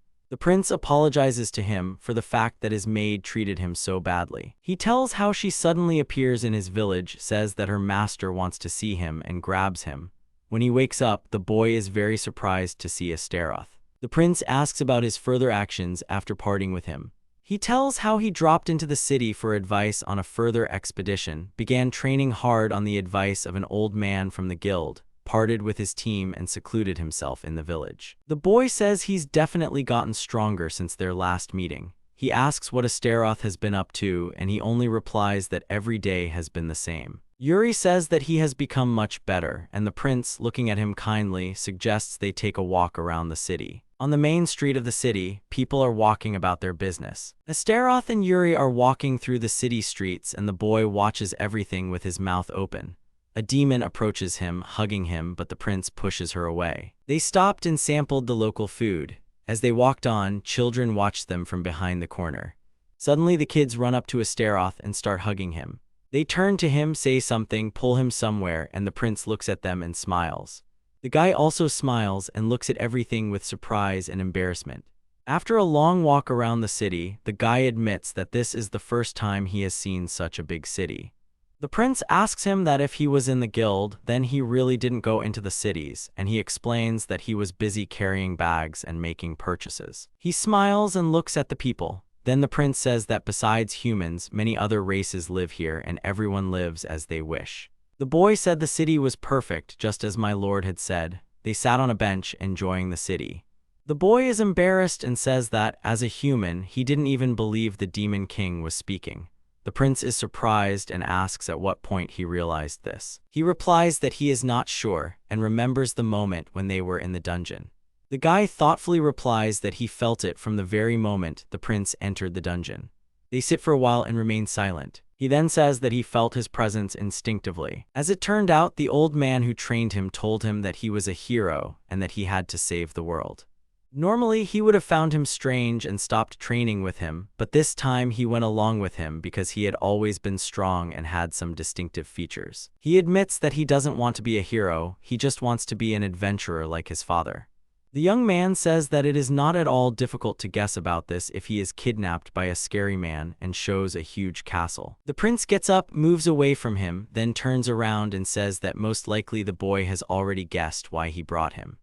The guy was brave enough to defeat him, and so he had to kill him. Yuri says he's not at all offended, as he was his natural enemy. My lord says that means the boy doesn't hold a grudge. Now the guy was not offended by the prince, but later a feeling could awaken in him since he was a hero. A desire to save the world, but to do so he might have to disturb the peace of this city. The prince says it would be better for everyone if he weren't so kind. The guy talks about his desire to be born in the next life as a simple person, and to meet such a kind person as Ashido. Yuri is brought to the guillotine, and the boy puts his head forward for execution. The wind demon stood and watched the boy's execution from the side. Later, the prince sat in his office with Eva standing next to him. The wind demon, who had been transformed into a maid, acknowledged his resolve as the demon king. Then the demon's true form appears before them, and he kneels and dedicates his life to the king. The prince looked at him at first, then looked away and said he was counting on him. The demon looked at him for a moment and then disappeared. After he disappears, Eva asks if that means he didn't notice. The prince tells how there once lived a man who killed his entire clan, but left the child of his enemy. He then tells of another case where the ruler, on the contrary, killed his natural enemy, who was a child. Eva notes that the prince succeeded, even though he did not choose either of the two stories. The prince notes that there are no problems with the boy's position. Currently, Yuri was working in the dwarf's workshop, which was located on the corner. Eva asks if he really only executed a doll and doubts Shinobi believed them. Eva wonders if everything will be alright if the boy lives on as if nothing happened. As it turned out, the prince had taken the hero's memory and sealed his power. He thought that was enough. Even if he could remove the seal, Astaroth would be able to hold him. That's why he kept him with him, and the boy didn't have time to learn anything. He says he got the best shinobi of the Warring States period and the best maid. Everything went according to Astaroth's plan. Eva looked at him and thought that her prince was a very kind man. The door to the workshop opens and a woman enters. She places something in front of Yuri and the boy thanks her with a smile. The wind demon, who had transformed into a maid, leaned towards the boy and said that the prince was an interesting person, since he saved the life of his enemy. The girl looked at the guy and called him disgusting. Yuri looked at her in bewilderment. Coming out of there and walking through the city, she says that the prince's tricks are too cheap since she noticed them, and she thinks that the prince should leave such tricks to her. The sun appears from behind the mountain. Chief Maid Eva's morning begins very early. As soon as the first rays of the sun touch her window, she immediately wakes up and stretches out. Her duties also included training newcomers. She walked alongside Kitaro and mentored her. After yesterday's kidnapping of the hero, the prince still managed to save the boy and make a contract with the demon. That demon currently works for Lord Astaroth, carrying out various tasks such as reconnaissance as he was supposed to. The maid looks on with displeasure. Shinobi stood in the prince's office, massaging the prince's shoulders. Eva asked, displeased, what she was doing there. She replies that she came to listen to the report and asks Mrs. Eva to understand her correctly. When they summoned the demon Kitaro, a muscular man was supposed to appear before them, but more and more often he appears in the form of a beautiful maid. Eva scolds her for getting so close to the prince and flirting with him. She replies that she doubts anyone was listening to her while she was delivering her report until she leaned toward the prince's ear. The prince stops her and asks her not to tease Eva. Eva approaches them and addresses the demon of the winds, saying that while he walks around in the guise of a maid, she cannot allow him to tarnish the prince's reputation. She asks what the problem is, and the head maid says that the main problem is the demon's flirting. She says that the maids work with pride under the command of the head maid exclusively in Astaroth Castle. A little later, Eva gathered all the maids, including the demon, in the castle courtyard, and they all shouted with joy that they would give it their all. One of the maids approaches the demon and hands her a bucket. The wind demon takes it with displeasure. The demon wrung out a rag of water and complained discontentedly that she was working as a cleaner. Eva replied that this was only natural since she was currently in the guise of a maid. She explains that the place was destroyed after Azazel, and now only the most necessary rooms have been rebuilt. And so there are many ruined parts of the castle and accordingly, a lot of work. They are constantly hiring maids. Eva looks at the new girl and says that they hire maids even if they are not real. The wind demon throws down a rag and asks one of the maids to give her a tour. The maid explains that this is not allowed as it requires telling Mistress Eva. Eva and the shinobi walk through the castle and stop at the fountain. She explains to her that the fish were sold to a merchant and now the fountain is of no use. Then they open the banquet hall room and she says that due to the lack of guests, they closed this room. With a heavy sigh, Eva says that one day the castle will be filled with guests, but at the moment there are only a few demonic generals and heroes in it. The demon is surprised to hear that just a few maids can handle the entire castle. Eva tells her they're volunteers. The prince does not complain about them, even if the door handle breaks when opening it. Eva dreamily says that the only thing she needs is tea grown in the imperial palace during the full moon. Eva and the shinobi started cleaning up and Eva tells her that this is the castle of the future great demon king, and therefore it is necessary to create a special style for the castle. Eva approaches the demon and runs her finger over the spot where the demon had been cleaning. Then she shows the dust to her.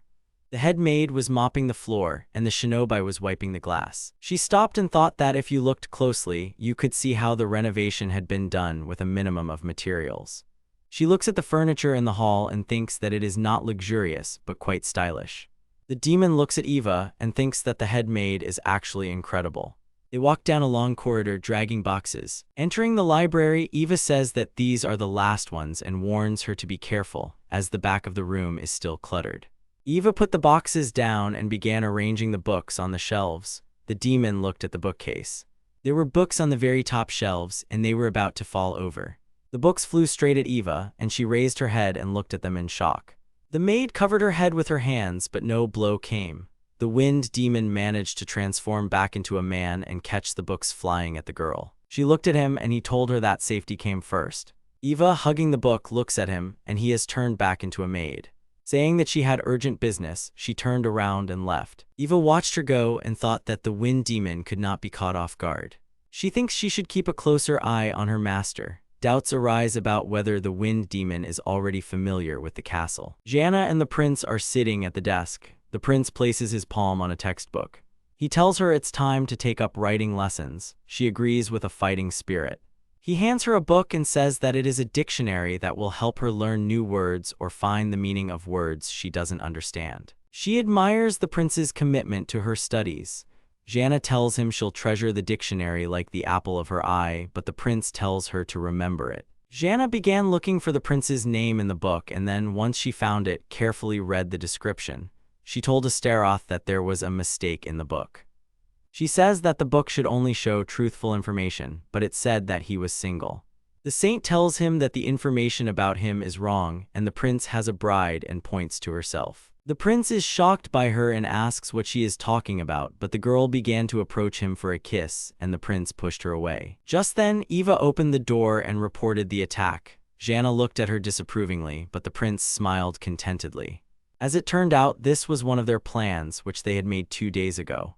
Whenever peace reigns, demons will always try to disrupt it, and since Astaroth was the demon king, he couldn't avoid it. To ensure the safety of Yuri and the other inhabitants, the king decided to unite this world, and he set his sights on the southern trading town of the demon king of Decorabia. Eva says that King Decorabia, of all the pillars, had the most unusual form, and her abilities were inferior to King Illigos, with whom they fought a few days ago. The prince said thoughtfully that she should not be underestimated, given their situation. He says that unfortunately they are not in a game where you can increase your combat power in a matter of days. Eva begins to support him, saying that he is the most cunning and will definitely come up with something. The prince says that if they fight, it will only be with an enemy of a lower rank, but they did not have such strength. He wonders if it's possible to lower the enemy's rank. Then he says there's an option.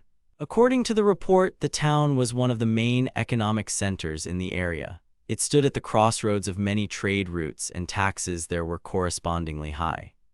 Astaroth's plan was to weaken the enemy by cutting taxes. Eva asks if this is possible, and the prince tells her that he has an idea, but they will need Mr. Goldlive's help. He asks her to call him. A man with a long beard appeared in front of him and asked if there was any business for him. My lord asks if he has the strength to create counterfeit coins. He said it was possible, but creating such coins from anything could be costly. The prince asked why. As it turns out, to confirm the equivalence of these coins, the scales needed to be balanced. Other metals could have been used, of course, but they were more expensive than gold. The prince tells the man that they need to trick them into thinking the coins are of equal value. Goldlive is asked if they are asking to do this, and then, after a short silence, agrees.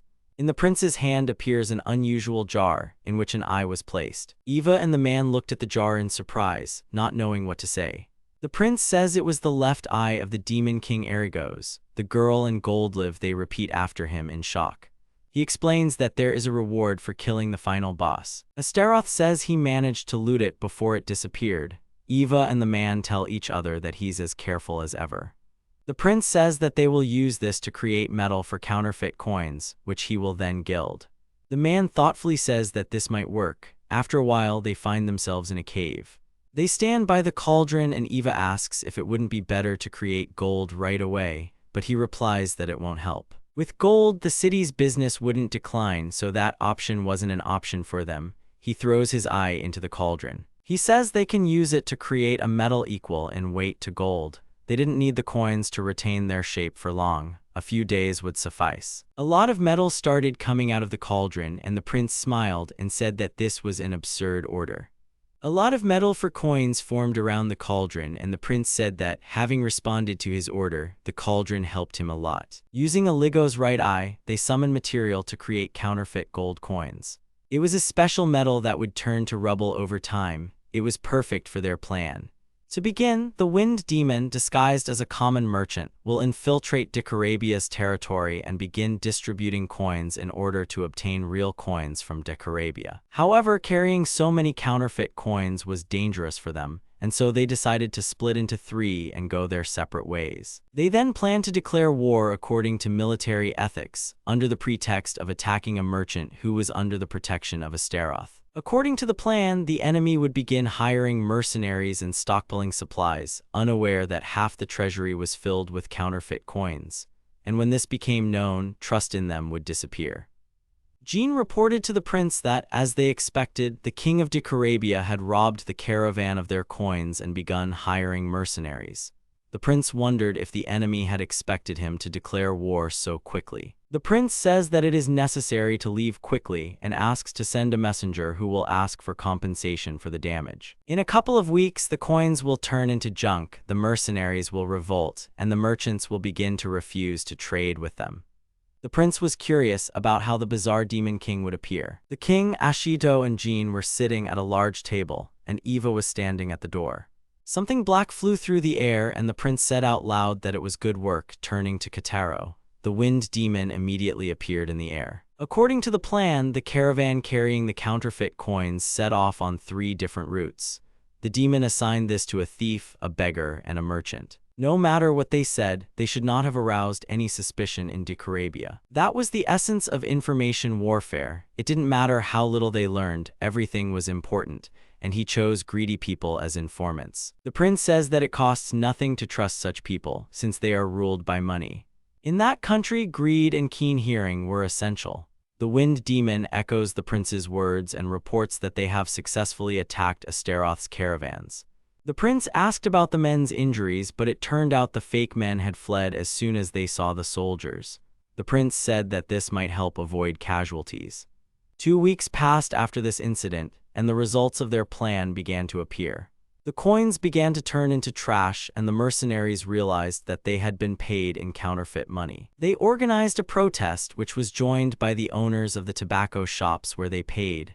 The merchants who had provided weapons to Decarabia also joined in. Gradually, the number of protesters increased, and rumors about Decarabia's fraud began to spread around the area. Upon learning of this, the king of Decarabia became enraged not only at Astaroth but also at everyone who insulted him. Perhaps they didn't realize they'd have to pay for the task. A perfectly ordinary type of demon king.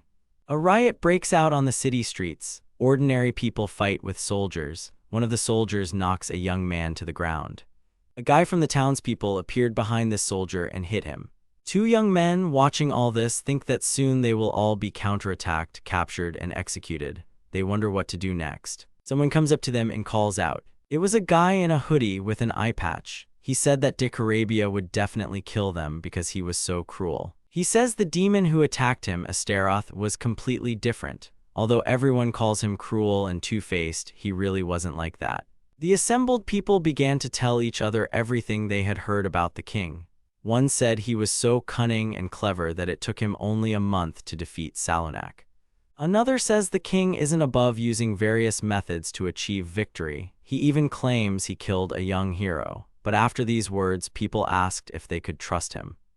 The guy who started this conversation says that he would not order people to be executed simply because they did not follow orders. Astaroth City, he tells how he bans slavery and does everything he can to ensure the coexistence of different races. The guy declares he won't insist if they don't like it, but he intends to cooperate with him even if it's alone. Suddenly, a boy runs up to the group. The boy holds a letter from Astaroth. He reads it to everyone and says that the prince offers everyone gold and security. The guy who started this whole conversation turns around and leaves. It later turns out he was the wind demon Kotaro, transformed for the mission. The letter also said that the gates would be destroyed for Astaroth, and while they were waiting, the prince's army broke into the castle. Toshizo and Jean engaged in battle with the soldiers. The prince approached the throne room and went inside. Astaroth and his commanders were greatly surprised by what they saw. A star hung suspended in midair in the middle of the throne room. They come closer, and Toshizo notices that there was no one there. The prince thought with exclamation that the shape of the castle was strange. He looked at the star and thought that it was the core of Decarabia. Janna suggested destroying it, but Toshizo was surprised by how easy it was and thought it was a trap. The prince says he might be hiding somewhere and they must keep their eyes peeled for it. Suddenly, the star's eye appears. This eye looked at the prince, and the prince, feeling this, immediately turned around. The eye attacked the prince with magic, but he managed to create a protective dome. Milord was shocked to realize what it really was. As it turned out, this star was Decarabia, the demon king. Astaroth looked at the star in surprise, remembering Eve's words about its unusual shape. He wondered if this star could speak. Dicarabia tells the king that it is terrible to treat the demon king like a starfish. The prince said that he could speak, and the star replied that although his form was not typical, his wisdom knew no bounds. My lord caustically replies to him that he still fell into his trap. Dicarabia admits he was blinded by the gold, and the counterfeit the prince created was very good. The prince replies that he used genuine demonic raw materials for it. The star tells him he couldn't even imagine how counterfeit coins could undermine the country's economy and says he's truly cunning. The prince takes his words as a compliment. The prince turns to him and says that Dicarabius has two options. The first option was to die fighting Azeroth, and the second, to surrender and become a subservient vassal. He asks them to choose what suits him best. The star chooses neither one nor two options. The prince and Dicarabia look at each other. He says that he will use the third option and begins to create magic. Run up to them, asking if their master is okay. As it turned out, these were support troops, and they asked to rely on them. The prince enters the battle and gives the command to the wind demon. He suddenly appears behind the star. He replies that he obeys, and throwing knives appear in his hands. Dicarabia turns around and is surprised by this unexpected attack. Dicarabia creates a protective dome, and all the throwing knives only hit the dome. The prince thinks that this king does not want to leave his place. All the demon kings he'd encountered before were warriors, and so their every move could be predicted. But Dicarabia was the king Astaroth had never seen before. The prince had a strange feeling all the time, which he could not understand. There is some kind of glow coming from the star again, and magic happens. A wave of force hit the wind demon, pinning him to the ceiling. Shards of glass fell from the ceiling, and the star laughed, asking if this was the prince's limit. Kataro was hanging from the ceiling, completely unharmed. He looked at him and replied that it was really stupid. Kataro grabs the dagger and says that now it's his turn to show everything he's capable of. He jumps straight at the star and strikes, hitting one of its limbs. The prince wondered if physical attacks would be effective if his defenses were gone. He maintained good self-control, even if he fell for the prince's traps. The prince and Kataro decide to attack Dicarabia at the same time so that he has no chance to escape. Dicarabia came down to the ground and, drenched in sweat, said that he was dying. Kataro and Astaroth stood on either side of him. The prince was saying that it was time for the third-year squad to arrive and they needed to finish up. Suddenly, a strong glow began to emanate from the star, which forced the prince to close his eyes. Dicarabia declared that he could not die in such a place, and the light from him filled the entire throne room. The prince shouted that the star had fallen into despair, and Jean asked what it was. He shouts at them to leave, but suddenly huge stones from the wall fall straight at Eva. The fragments hit the protective barrier, and the prince found himself next to Eva. Everything was falling from the ceiling of the castle, and the star turned to the prince and said that because of him, the castle was taken away from Dicarabius. He says that this was not his only castle, and says that as long as he has this body and fighting spirit, their duel will continue. As he spoke, he flew out of the castle, through the hole in the ceiling he had created himself. The prince and Eva watched him go. Kataro appeared next to them and said that there were even more people who wanted them dead. The prince tells him that this is what it means to be the demon king, and he doesn't care that their numbers are growing. The prince approaches the spot where Dicarabia stood. The prince asks Kataro to find the core, then he looks at Eva. He notices that Eva was standing there completely depressed because of what had happened. Astaroth touches her and she begins to ask him for forgiveness, saying that she could not hold him back even one step. He asks her not to worry about it because it wasn't her fault, and if anything had happened to her, his army would have been in big trouble. She's about to argue with him. But he explains to her that this was Dicarabius' plan from the very beginning, and even if they had known from the start about the star's escape, they still wouldn't have been able to do anything. She says that this is his castle, and even if he escapes, he has no chance if they destroy his core. The prince asks them what to do if there is no cannonball in the castle, and the girls are shocked by his words. The prince says that Kataro is gathering information, but most likely there was no core in this castle. Even if he was, he's not in the castle now. The prince describes how he sensed a strange atmosphere coming from Dicarabia. Shizo says it might be because he himself was strange. The prince explains that this is not due to his magical abilities, but in principle something strange from him. An incredible power was felt within the star's body. Eva said it couldn't be, but the prince replied that it could. The prince says the core is inside Dicarabius's body. He was a demon king whose core and body were one. The demon kings are suspicious of everything and fear rebellion. Their main problem was that they didn't know how to hide their core securely. The king of Dicarabia has reunited his body with his core and can rest assured of his core while he sleeps. Now he's abandoned everything and fled. He didn't care about the people, so it was quite easy to start a rebellion. They took the city from him, but the fact that he walked free was bad enough. Astaroth entered the castle and his subordinates also surrendered, but some managed to escape. It was unclear whether those who escaped intended to defect to Dicarabius. The prince says that even though he managed to escape, the fact that they captured the city was enough. The city was in a busy area, so demons and humans alike were constantly visiting. He says he's surprised by how greedy Dicarabia abandoned his city, although the reason for this was precisely because he was greedy, as he exacted enormous taxes from the people. The prince began listing the taxes he collected from the people. These included entry taxes, which had to be paid to enter the city, a tax on the construction of buildings and windows, and a tax on the existence of each person.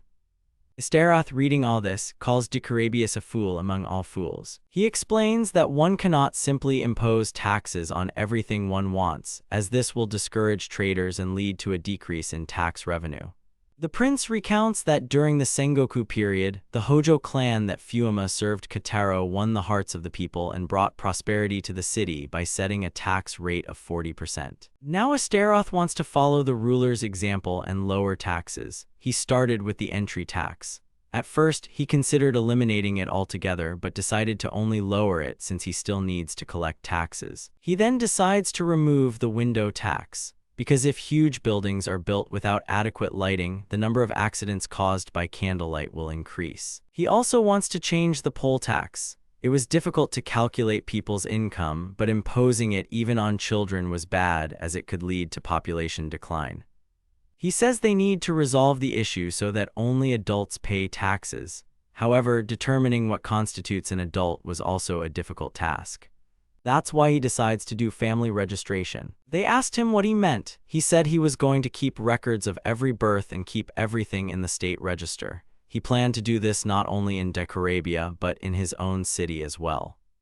Among the neighboring states, just like among others, Astaroth was called the Prince of Realism or the Two-Faced Coward. His first military campaign was directed against Sabnok, the King of Darkness, who ruled the neighboring lands. He easily defeated him. Although not even a month had passed since his appearance, after this clash with the powerful Prince of Darkness Oligos and defeated him, this is how he received his titles. Right now, the master's bad name continues to spread, so Eva asked him if it wouldn't be better to stop it now while there is still a chance to get rid of these unpleasant titles. The guy told her that he was very pleased with her concern, but there was no need for that. After all, he was the one who brought these nicknames to the people. Two-Faced Coward was a nickname from Sanada Masayuki, a famous Japanese ruler in his previous life. His name had a completely different connotation, especially for Astaroth, since he was keen on studying Japanese culture. For this reason, he took such a nickname for himself and spread it. Eva responded that if the people formed the opinion of the master as a cowardly and cruel person, this would cause excessive wariness towards the master.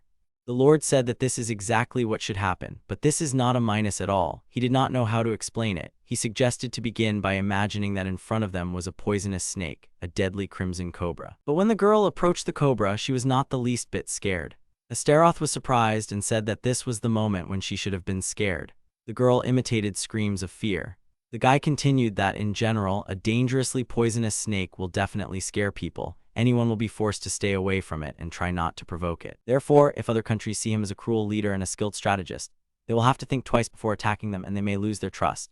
But in fact, it can be beneficial the more they are feared. The easier it will be to convince people that their illusory army is real. For example, they may think that there is a serious garrison left in the castle, although they left it completely empty. Eva said that now she understands everything. There was a very complex reason for this, and in this case, she asked why they don't create a special squad and assign it to gather information. They used the materials obtained from the last war for this. Astaroth thought about it as a very good idea. He agreed that it was the right time to summon them, but he was a little worried about the coming wars if all he could summon were those slimes from his first attempt at summoning. He also wondered if all monsters actually come from summoning cauldrons. Eva replied that this was partly true. Only the first few creatures were born from the cauldron, but they were born with the help of the cauldron. Then they were released into the wild, where their population grew through natural reproduction. This could continue for many years, and she was sure that most of the monsters in the circles were descendants of those who were summoned. He said that now it was clear to him, and indeed, if all the monsters were summoned, there wouldn't be enough material in the area for this. He asked if there were any differences between born and summoned monsters. Eva replied that essentially they were no different except that summoned monsters were connected to their core. If it was destroyed, it would greatly weaken them. In some cases, this could lead to death. And now that the girl said this, Astaroth saw this during the battle with Illigos. As soon as they broke the magical connection, the army of ghosts summoned by Illigos began to crumble. Eva added, any undead is first and foremost a supernatural substance. Without magical support, they cannot exist. The guy got scared and asked if this also applies to her. The girl replied that despite everything, she is a demon and can fight without the help of the core. But although this is unlikely or rather impossible, if the master dies, then she will also kill herself. So she will be with the master both in life and in death, but this is only hypothetical, so she asked him never to die. Astaroth smiled and replied that he would not like that. He promised that he would try not to die. But the girl wanted to hear an exact guarantee. They began the summoning. Astaroth thought that this was not a spiritual summoning. He also could not summon a hero. He needed to have a clear idea of what he wanted to receive, and some creature began to appear. It was an elder kobold ninja. His name was Hanzo. Astaroth told him that from that day on he would serve him and asked if he had any objections. Hanzo replied that he did not, but there was something he should know. While gathering information, he will be forced to move independently and act according to the situation. So he will not always be able to unquestioningly follow his orders. If it suits him, Astaroth did not listen to the end, replied that everything is fine as long as it brings results. Hanzo realized that he is a very understanding lord, and this is very good, and from now on Hanzo and his team. They would be happy to serve him, and suddenly they appeared around them. Eva was very scared because she had never seen them before. Astaroth smiled contentedly. Hanzo and his team became part of the reconnaissance unit of his palace, which initially consisted of a bunch of slimes and a few people. But he immediately dispersed them not only throughout the capital, but also in other territories from that day on. The quantity and quality of information received increased many times over compared to what it was before. Hanzo once came with a report that it was an excellent job. Hanzo told him that there was still something that the intelligence unit lacked. A commander, Astaroth, was surprised because it was Hanzo, but he replied that he was not fit for the role of leader. Besides, he was only tired of collecting information. He was of little use in battle, and he believes that someone like a hero would be suitable for this. Lord thought that Hanzo's main ability is gathering information, of course. He will say that he is not suitable for the role of a reconnaissance squad leader who can be assigned some suicide mission like sabotage or a night raid. While they did not have any extra officers, Jin has no talent for gathering information and assassination. As for Toshizu, he could play the role of an assassin, but his real profession is a swordsman. So he is willing to bet that Toshizen will not be able to use his skills to the fullest. As for Eva, she is cold-blooded and prudent enough to occupy this position, but she cannot fight. It was quite a problematic question. It was hard to find a suitable candidate, but Hanzo had an idea. He asked why they didn't explore the dungeon in the south, the catacombs known as the Golden Ash Ruins. These are the remains of an ancient magical civilization, and they will probably be able to find valuable materials there. But perhaps all the valuables have already been stolen by local adventurers who have already scoured this place far and wide. So this will be problematic. The Lord asked what was so special about these ruins then. Hanzo answered that he had heard rumors that in a certain room there was an untouched magical workshop. It belonged to a mage who was engaged in the exploration of other worlds. There they could find otherworldly artifacts, which as he had heard were connected to some ninjas. Astaroth asked if he understood correctly that he was saying that he had no choice but to go there and find out everything. And since they were not currently at war with anyone, there was no better time. Eva asked permission to accompany him. The guy agreed and said that they needed to talk to Godriff and the others and asked them to take care of the castle. Another question was who would lead the escort. Jean burst into the room. She said that she came after hearing their words, and frankly, if they left her in the castle, then she would be of no use, so he should take her. Astaroth was about to agree, but Toshizu also burst into the room, who demanded to hold the horses. He hasn't been able to hold the defense since childhood. Besides, this dungeon really interested him. And of course, fighting monsters is 100 times cooler than training goblins in the palace. Astaroth replied that even if they say so, someone still has to stay to defend the castle, which means only one can go with them. Toshizu started saying that he was always leaving him behind, which he thought was unfair. He always took Jean with him on the offensive. Astaroth replied that this only proved how much he trusted him. Toshizu asked to imagine himself in his place and think about his feelings, and this time he would go and Jean would stay to guard the castle, and if they insisted on choosing her, then he asked to give him a worthy reason for this, for example, if in fact the duties of their little saint included serving him at night. If this is the reason, then he, as a man, will understand him and will not interfere. Jana said that Toshizu is an unbearable person. She and the master do not have such a relationship at all. although in a few weeks she will not be able to say for sure. Eva entered the conversation, who demanded to repeat these words, but Jana replied that the maids were not given the floor. It does not concern her in any way. Eva replied that it certainly does concern her, because she is bound to be together with the Prince of Darkness in life and death. Jean took out her sword and said that this was the perfect moment for her and Shizo to decide everything here and now. Which of them was the strongest officer in Prince Astaroth's army? The strongest would become the master's bodyguard, and this would be the most sensible choice. The man never expected to hear such words in relation to the foolish little one, but he agreed. He had long wanted to cross swords with her. Eva stopped them and said that if the two of them were determined to fight, then there was a more suitable place for it. And this place is the great arena. The duel actually took place. Astaroth didn't even understand how it could have come to this. The Colosseum, built to entertain the demon lord, as well as satisfy the desires of the demons and humans living in the city near the castle. A place where bandits and slaves, and less often humans and monsters, are pitted against each other. A structure similar to the Colosseum of the ancient Roman Empire, but essentially serves the same purpose. Astaroth had no interest in such a thing. He had completely forgotten about it, so he asked when they managed to build such a large arena. Eva answered that this place was restored by the best builders of the castle, and it seems that the boy she points to also took part in the restoration. He is working hard under the supervision of Lord Godriv. Astaroth wasn't surprised that so many people had come to the arena, since it had attracted the attention of the Lord himself, and people would be able to personally see the style of Jana and Toshizu. Their skills were rarely questioned, but it seemed that some of the new recruits mistook Jana for a simpleton from the west. The boys began to enter the arena. Their lust for murder could be felt throughout the arena.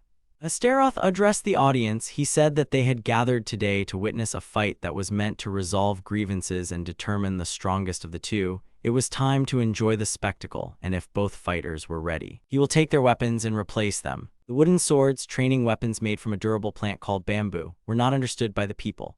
But Astaroth replied that he would not allow his valuable generals to injure each other for the sake of an argument, and asked if they knew that the castle's defenses would suffer if the two of them were injured, and asked them not to worry, because even though the swords were wooden, they were enchanted and could not be broken so easily. In combat, Jean relies only on instinct and is unlikely to be used to wooden swords. Her holy sword is also light, unlike Toshizo's heavy blade, and she is used to a light sword, so she has an advantage. Toshizo replied that as a Japanese, he would not be able to look his ancestors in the eye if he lost in a shinai fight. Astaroth shouted for them to begin, and Jean immediately ran into battle. She said that she would be accompanying the demon lord to the dungeon. Toshizo replied that he no longer cared about the dungeon. He could not afford to lose. It was time to finally get serious. He soon managed to make Jana lose control, but she quickly got back on her feet. She hit her forehead against his, and Toshizo stepped back. He was very surprised. He called her a bad saint and asked if this fighting style was also God's providence.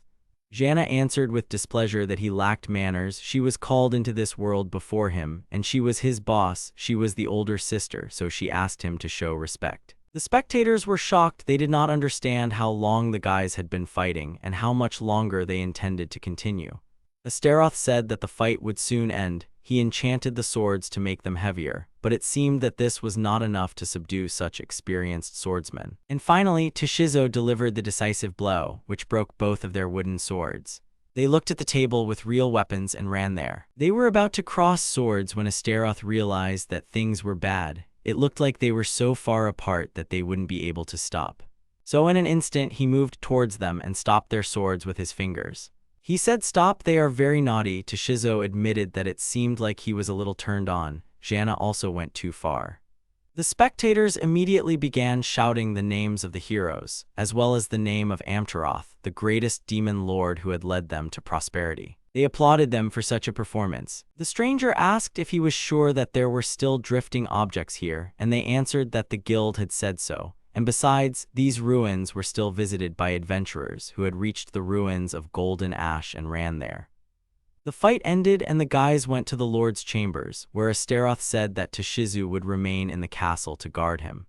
They will return to the moment after the duel. He asked to remind them why they had a duel in the first place. They answered him to determine who would accompany Lord Astaroth into the dungeon. The Lord responded to this by saying that they both had voluntarily violated his ban on weapons, and as a result, the duel ended in a draw. Jean said that she had already apologized. Astaroth asked if they would mind if he determined the winner, and Jean went with him. With the last blow, she managed to wound Toshizo while he only scratched her armor. This is the basis of his decision. The guys did not answer anything, and the guy found it suspicious. Toshizo replied that he simply agreed and he had no objections. Jana said with displeasure that Toshizo did not take her seriously. The attack would have worked if he had pointed his sword at her, but he deliberately aimed at the thigh, and it was not a matter of tactics. He did it out of pity. Toshizo called her stubborn. And even if it was only slightly, she still wounded him. The girl bit his hand. She said that there was no place for gender inequality on the field.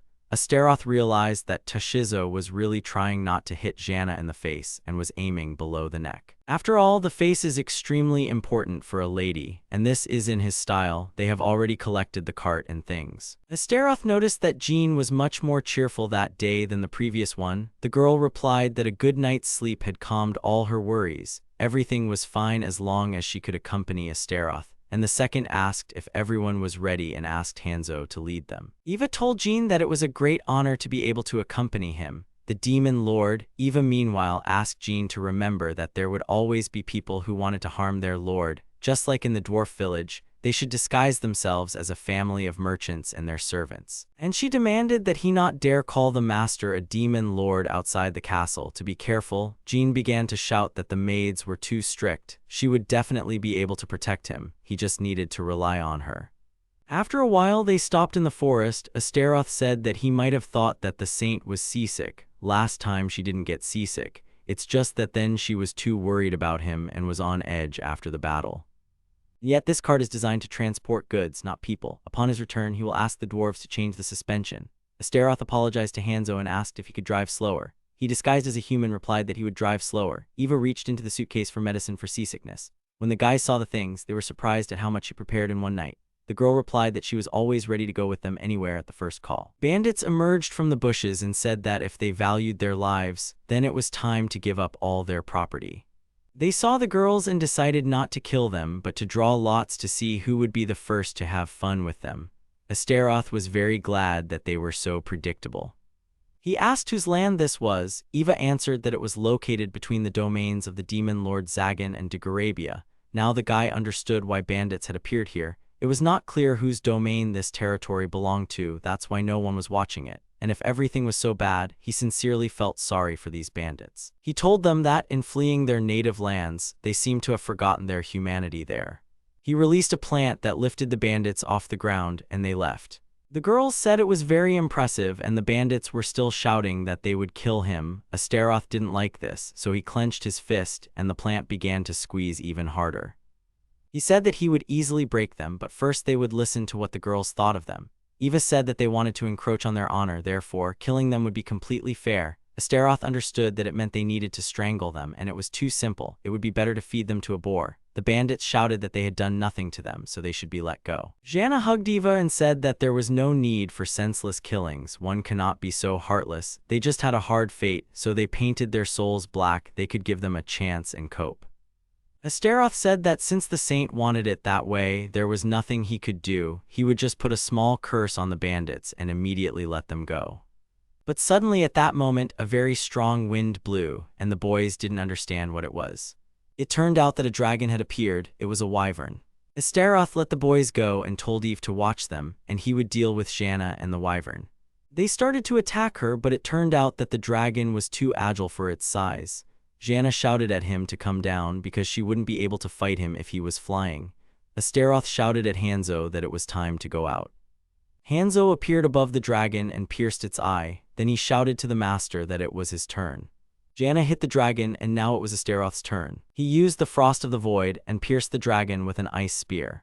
The dragon was defeated. Eva ran and asked if they were okay and asked the owner if he was safe. Astaroth turned to the bandits, who were in shock. They fell on their knees and asked for forgiveness. Astaroth thought that they had learned their lesson after these events and asked if they promised that they would not commit evil again. He saw the sword and approached it. One of the thieves was killed. He gave them the sword and said that he was very sorry that he let their friend die. The Parani replied that there was no need to apologize. It was primarily their fault. They were surprised at how merciful he was. Jana was about to say his name, but the guys shut their mouths because they promised to keep silent about who they really were. Astaroth decided that it was time to go, but Jana stopped them and said that they could eat this dragon. It looked delicious, and they say that wyvern meat is delicious. Astaroth asked her if she had really forgotten that the wyvern killed and ate a man. Thinking about it, all desire to eat it disappears, especially since he is a demon lord, not a demon. Jana agreed that they were right. Jana was very surprised that they would not even eat the monster. Astaroth cut out the liver and said that it was used as medicine or material for summoning. They better save it. Now the girls understood why he did not aim the spear at her liver. They reached the ruins. Hanzo said that according to the information gathered, the drifting objects are on the 5th floor of the dungeon, and there is a lake there emitting a bright blue glow in the depths. But they need to clear the 1st floor so that they can see this lake. It is very cramped, so a battle with monsters is unavoidable. Astaroth felt something upon entering, even noticed it and asked what happened. The guy replied that everything was fine and they moved on. Hanzo sensed in the distance that there was someone ahead, 5 of them, possibly adventurers looking for drifting objects. They hid behind the debris and saw people talking to each other. One of them asked the captain if he understood correctly that they needed drifting objects in the ruins. He asked in response what the problem was again, why he was asking this. The guy answered that he understood. He had heard that many groups came to these ruins in search of drifting objects, and no one returned alive. They asked him if he was really such a coward that if he was scared, he could go home and continue to sit on his mother's neck, because a coward like him would be fit to carry things. They told him to hurry. Jana said that no matter what the world is like, there will always be stupid people in it. She wanted to go and deal with them, but Astaroth stopped her and said that they did not need any extra action. Suddenly, they heard some noise. A huge frog appeared. The adventurers did not expect to see it and began to attack immediately. But it didn't help at all. Eva said that as far as she could remember, the Redskins should be weak against fire, but the adventurers were poor at controlling fire magic. Yuri was told to get an axe and grease it with oil, then set it on fire. The guy ran to his bag and took out an axe. He told the witch to set it on fire, and he ran towards the frog. Then he threw an axe into her eye and the monster fell. They were able to defeat the frog. Astaroth noticed the guy who was able to kill the frog, even though he was humiliated. But they started praising him because he tried hard, but the attitude towards him didn't change. He still wore the same things. Eva said that these guys were too self-confident. However, it's worth admitting that the child really did a great job. And indeed, this boy was providing adequate support, and it seemed like it would be a good idea to recruit him. Astaroth asked if his abilities weren't suitable for a subordinate. After all, he had great potential. His movements were excellent, and indeed, he was better than he thought. Everyone thought so. They approached him from behind, and Astaroth said that he saw how hard he was trying. The guy got scared and asked if they were also looking for debris, only from a different team. The Lord replied that everything was exactly like that. Besides, he showed himself well in the last battle. He has a lot of things, and he was probably tired, so he asked if he wanted to rest with them for a while. Yuri replied that he did not want to disturb them, especially since he fell even further behind his friends. Astaroth asked not to worry about this because his friends were having lunch 500 meters from here, and if he rested here, the distance would not increase. Eva said that she did not know what he liked, but he could treat himself to cookies, and they begged him to join them. They asked Hanzo to take half of the things. It turned out that the bag was very heavy, so they asked what was in it. It turned out that there were crystals there. The guy was told to collect them if he saw them. Astaroth remembered that Godlive also told him that they collect crystals in this dungeon. Jana asked if he was really a monster since he was fighting with such a heavy backpack, but Yuri replied that he was a man, and they began their rest. It was the first time Yuri had eaten something so delicious. Astaroth asked him how old he was, and it turned out he was 14. The Lord was surprised that at that age he was already an adventurer. The boy replied that his parents died early and his aunt took him in, and besides, they weren't rich. In order to earn money faster, he had to become an adventurer. Having become an excellent adventurer, he wants to start living independently. He wants to become a strong man in order to protect his family. His father was a peasant, but in order to feed his family, he had to take up a sword. He was very strong and was even able to make a name for himself. It was very cool. That's why he wants to become like his father. Astaroth asked if the sword he uses belonged to his father, and the guy replied that he received it by inheritance. An ordinary, worn-out sword, but for him, it was the most convenient and valuable weapon. Jana remembered that he hadn't used it at all in the battle. The boy explained that the guys had simply loaded him with things. Astaroth had told him that he would definitely achieve his goal. If he wants to become a decent warrior, then he should visit the Demon King Astaroth. Yuri was very surprised. Astaroth said that this was a completely obvious reaction. There are many people who hate the Demon King, but in the city near the castle where Astaroth rules, various races live, including humans, and there is not a single slave there. Yuri couldn't believe that such a merciful king existed, but Astaroth said that it was true and he could see for himself. He could apply to become a soldier or a merchant or remain an adventurer. Also, in the nearest human city, they are going to create an adventurers guild. The guy said that he understood him, but he wants to explore this dungeon a little more, and by exploring it, he will become even stronger, especially since he has a contract with the team. Jana was amazed at how honest he was, how loyal he was even to such a vile team.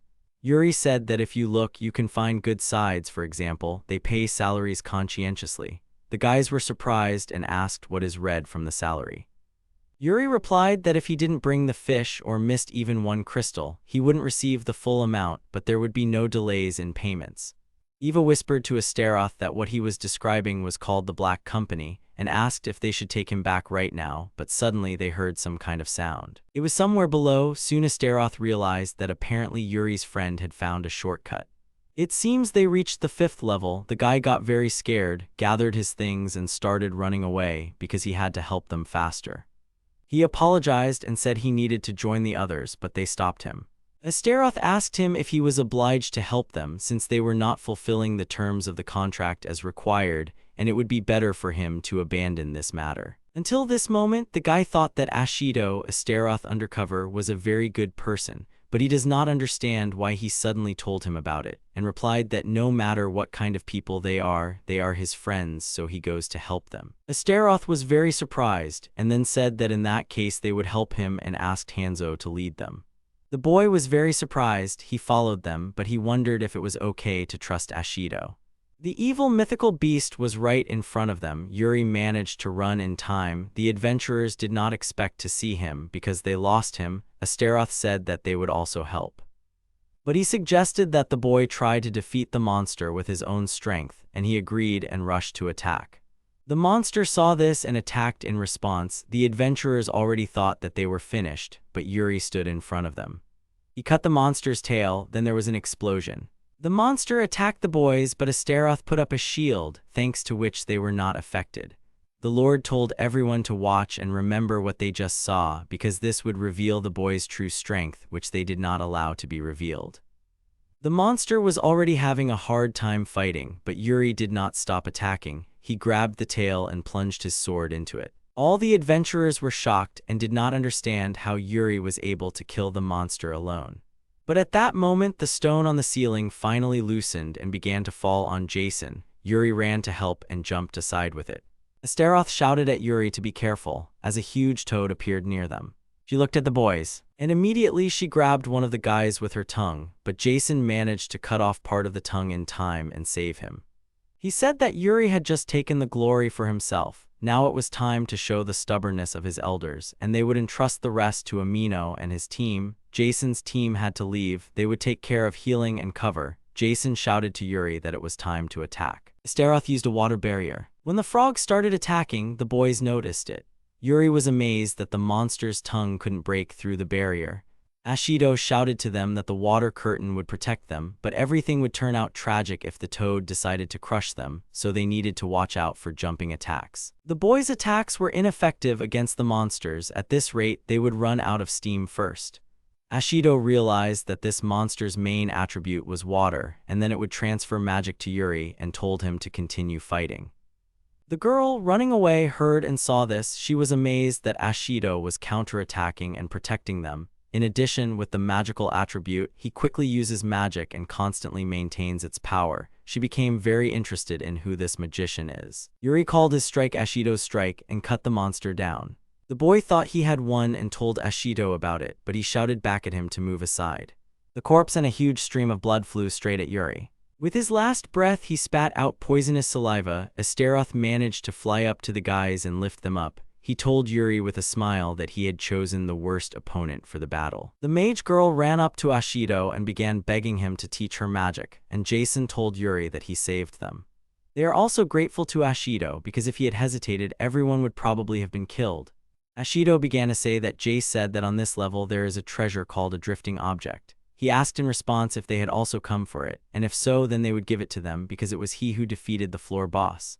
Ashido opened the box with the artifact. There was a shuriken. Hanzo appeared. He said that once in Japan, assassins called ninja used this weapon, and it is probably the weapon of a famous shinobi. Maybe it is the thing of a ninja master. He has been looking for him for a very long time. The name Hanzo most likely comes from Hattori Hanzo. There is not a single goblin ninja who would not respect him. One day a ninja named Hattori Hanzo was summoned, who taught his ancestors ninjutsu. As a result, the goblin ninjutsu style appeared. Ashido was very surprised. He heard the story of the origin of this non-ninjutsu for the first time, and wanted to quickly find out what kind of person he is. The boys continued to say that they survived only thanks to his help, but Ashido said that, on the contrary, they should thank Yuri. The guys said goodbye and went their separate ways. Jana said with relief that everything was finally over, and all's well that ends well. Megumi watched this and said that Ashido Astaroth was simply incredible. She couldn't believe that he grew up so fast. She made him a demon king since he showed great promise, but honestly he exceeded all her expectations. He might even become a great demon king. Moreover, Ashido himself must witness the moment of reunion. She was very interested to know what he would do with that boy when he found out the whole truth. The royal jug, an all-powerful artifact capable of summoning demons or heroes, the cornerstone of the reforms of another world, had already been used several times, and it was a rather unusual jug. This vessel was like a demonic core installed in every demon castle, Astaroth thought. And he said that this was still an unusual thing, not to mention the people coming out of it. Moreover, the fact that something was crawling out of it was much more reminiscent of a meeting with Eve. The girl remembered that she appeared before her master. She blushed and said that it was a terrible accident. Eva asked how he even remembered the day they met. It was a little stressful for her, and began to tell that she realized something when she infiltrated the castle of the demon king Oligos. Every demon king cleverly hides his demonic core and builds an iron wall to protect it, and she believes that it is not so easy to break. They should also think about protecting their core. Astaroth replied that there is no need for that. Long ago in the Japanese province of Kai, there lived a general named Shinjin Taikta. He was a daimyo during the period of the warring provinces, completely surrounded by enemies. Until the very end of his life, he did not worry about protecting his own lands. Fortifying a castle is pointless if there is no one to defend it. People are a castle, people are a hedge, a moat, compassion is an ally, revenge is an enemy. A castle is useless without people you can trust. On the contrary, if you have a reliable vassal, useless people and buildings will become a castle. That's why you should be compassionate and not resent people instead of strengthening the castle. It is better to surround the lord with loyal subordinates and then put them to protect the core. And this time they will call for a hero. Astaroth himself will demonstrate this. The shuriken that flew out of the box that Astaroth opened fell into the bowl and smoke formed. The spirit appeared behind Astaroth and put a kunai to his throat. He told Eve not to make any sudden movements, not to move, or her master would lose his head. Astaroth said that this is not the first time he has been threatened with having his head cut off. He is the master who summoned him, and he felt it. He is the same type as Toshizo. He must serve his master or use his cunning. If so, he asked why not test Astaroth's abilities. The spirit replied that he knows a little about him. The first one who summoned him to this world was a goddess named Boph, who filled him with knowledge. As far as he knows, he is called the Demon King, and he wants to know if this story is true. Astaroth asked how he would test it. The spirit replied that he needed to pass a test based on the information he received from the goddess. He wanted to see how he would handle it. Astaroth agreed and said that he was challenging him. The spirit asked if he could get rid of the kunai. Astaroth replied that he could not. The spirit said that this was also a test to see if he was being truthful. Astaroth said that he understood this and asked for permission to end all of this quickly. He snapped his finger and skeletons with crossbows appeared around them. They surrounded them. Astaroth said that he did not need all these checks, but before that he met a subordinate who turned his blade into battle. And in order for his maid to be calm, he would quickly cope with everything. The spirit said that even if he cut off the Demon King's head, he would not die immediately. During this period, countless arrows would pierce him. Astaroth grinned and asked who would strike first. The spirit was surprised and asked if he really thought it was appropriate to bluff. Astaroth replied that he was bluffing. Even though he was the Demon King, he was not a monster. If his head was cut off, he would die. The spirit laughed and said that now it was clear he was brave and courageous. He would enter into a temporary agreement until he was sure that he was a worthy master. Astaroth said that in that case they would also establish a probationary period for him to have subordination, even if for a short time powerful forces are useful, and asked if he could imagine. The spirit turned into a wind demon and said that his name was Kataro. The Lord also introduced himself and said that meeting the famous wind demon was real luck and thanked him for his support. Eva looked at this and did not understand why the Lord liked ninjas so much. The Wind Demon is a general term for a legendary ninja that emerged after his rise during the Warring States period. It is said that he supported the Hojo people for nearly 100 years as the head of a shinobi clan that played an important role in conquering the Kanto region that belonged to Lord Gojo. There is a legend in the annals. He has rough muscles, bulging eyes, fangs, a long nose, and his head was the same as the god of happiness, and although this creature is outlandish in itself. The blood of the wind demon was mixed with the blood of the Nanban people. There is a legend that he was a descendant of the demon. They went into the Lord's chambers, and the wind demon changed his appearance. Astaroth asked if this was his original appearance. Kotaro replied that he didn't even know. First-class ninjas can disappear from the battlefield in the blink of an eye. If he wants to see her without clothes, he assures her that she has all the feminine features. Eva asked with displeasure. Maybe she should already tell about the test that she mentioned earlier. Kotaro answered that she needed to kill the boy. That was the test. In her opinion, it was a very simple task. Astaroth said that even as the Demon King, he was not going to take on senseless killings. Kotaro replied that it was not a senseless killing. Kotaro said that the boy was very brave and that an attack aimed specifically at the master could be fatal. Astaroth said that he seemed to have heard similar words from the goddess who summoned him. If she was close to the deities, this should not surprise her. However, he did not understand the goddess's intentions for telling him this. The girl replied that she wanted to see their abilities, how the Demon King would act, and didn't they want to show off their talent as a realist. Astaroth thought that the goddess was using people as toys and said that they needed to find out the hero's location in order to conduct tests. The girl replied that in the south of this castle there is a village where one can rest, and they also constantly practice swordsmanship there. Hero or not, he's still young. He will only turn 14. The boy was born in the mountain village of Lys, lost his father early, and now travels and seeks new adventures. His name is Yuri, the same boy they met a few days ago. Kotaro also said that when Astaroth's heart makes a decision, he can call her, she will come at any time, and will fulfill any of his orders. Eva and Astaroth went for a walk. The Lord saw the kitten, took him in his arms, and said that he often comes here because he is fed. He is also a wonderful resident of Astaroth Castle. His duty is to protect the residents. From the moment he became the king of the castle and was born in this world, he protects the residents of this castle. The guy wondered what would happen if the boy mercilessly defeated him. He stroked the kitten and told Eva what he said on the very first day of their meeting. Eva was amazed that when they met, he would fight the hero himself, even if it was a child.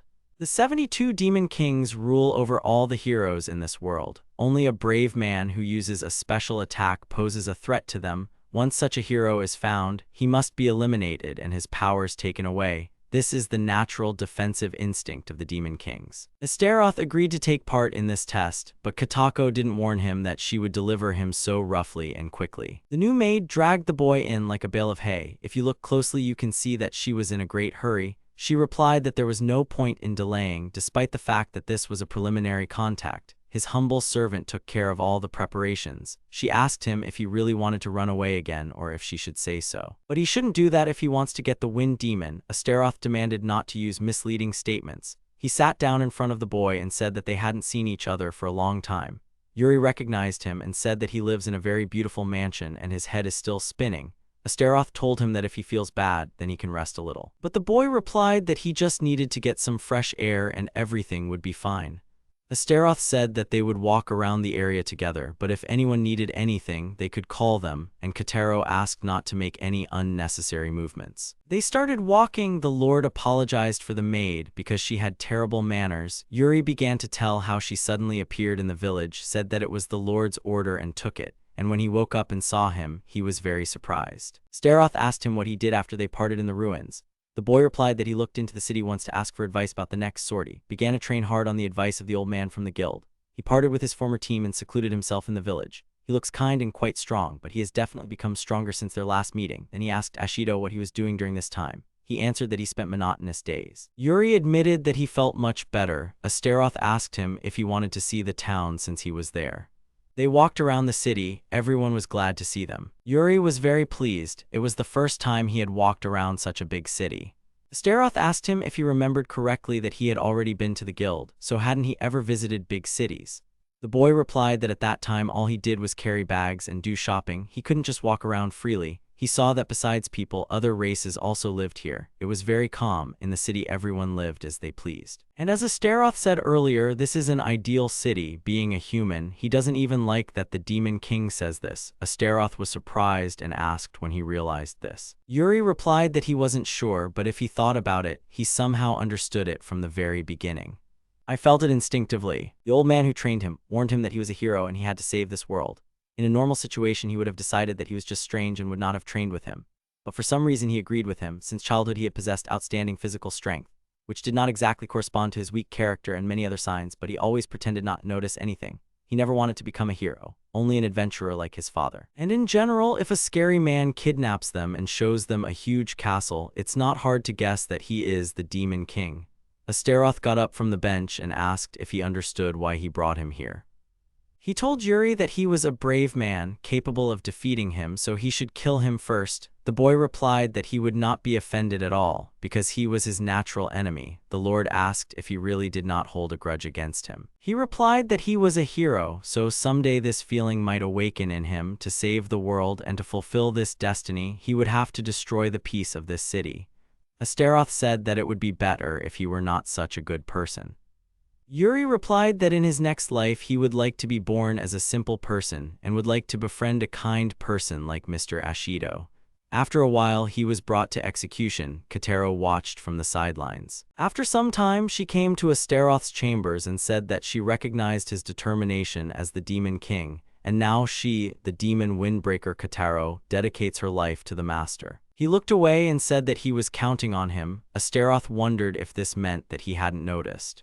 But in any case, the demon somehow agreed to obey him. Once there lived a man named Terra. He destroyed his entire clan, but did not kill the child of his sworn enemy. At the same time, Iyasu, who conquered the world of Teihei, killed his natural enemy. The child, he was his only threat. This should wait. Eva turned to the gentleman and said that he had survived without choosing any of this, and there were no problems with his situation. Yuri is now working in the dwarf workshop on the corner of the city. Astaroth only executed the boy's doll. Eva doesn't think there is a flaw in the master's magic, but there is no certainty whether they deceived the shinobi's eyes. Astaroth wondered if everything would be all right if the boy lived as if nothing had happened. He took away his memory and sealed the hero's power. This should have been enough. If he removed the seal, he would be able to contain him. So he left him in the castle under his supervision. Besides, the boy still did not possess many techniques. There should be no problems, but still, he got the best shinobi of the Warring States period and a talented maid. Everything is going according to his plan. Eva was very pleased. What a kind man the Lord was. Meanwhile, a girl came to Yuri who wanted to buy something. It was Kotaro who understood that the master was using tricks to save his natural enemy. However, since she noticed, it means his tricks are still too cheap, and next time she advises leaving the preparation of such a trick to her. The hero's kidnapping that happened yesterday helped the master to conclude a contract without killing the hero boy. The wind demon Kotaro, who concluded the contract after the incident yesterday, warned the master of hostility, but now he works for the master, carrying out various assignments, such as reconnaissance of the area, or at least he was supposed to. But when Eva came to Astaroth's office and saw Kotaro there, she asked what she was doing there. She replied that she just came to listen to the report, and that's all. During the summoning, a man with developed muscles was supposed to appear, but more often she sees her in the guise of a maid. Eva immediately said that she was flirting with the master. It is not necessary to come so close to report. And Kotaro continued to say that she was not even sure if anyone was listening until she thought to lean over and whisper in the master's ear. He asked her not to mock Eva. Eva began to approach with displeasure and say that lately she only sees the wind demon in a maid's uniform. And while he wears a maid's uniform, she cannot allow actions that will spread bad rumors about the master. All maids must work under the command of the head maid. She gathered everyone and said that today they too would have to give it their all. They gave the new girl a bucket to wash the floors. The wind demon Kotaro works as a cleaner. Now she is a maid, and this is natural. Eva began to explain that this castle was destroyed after the death of its former owner Azazel.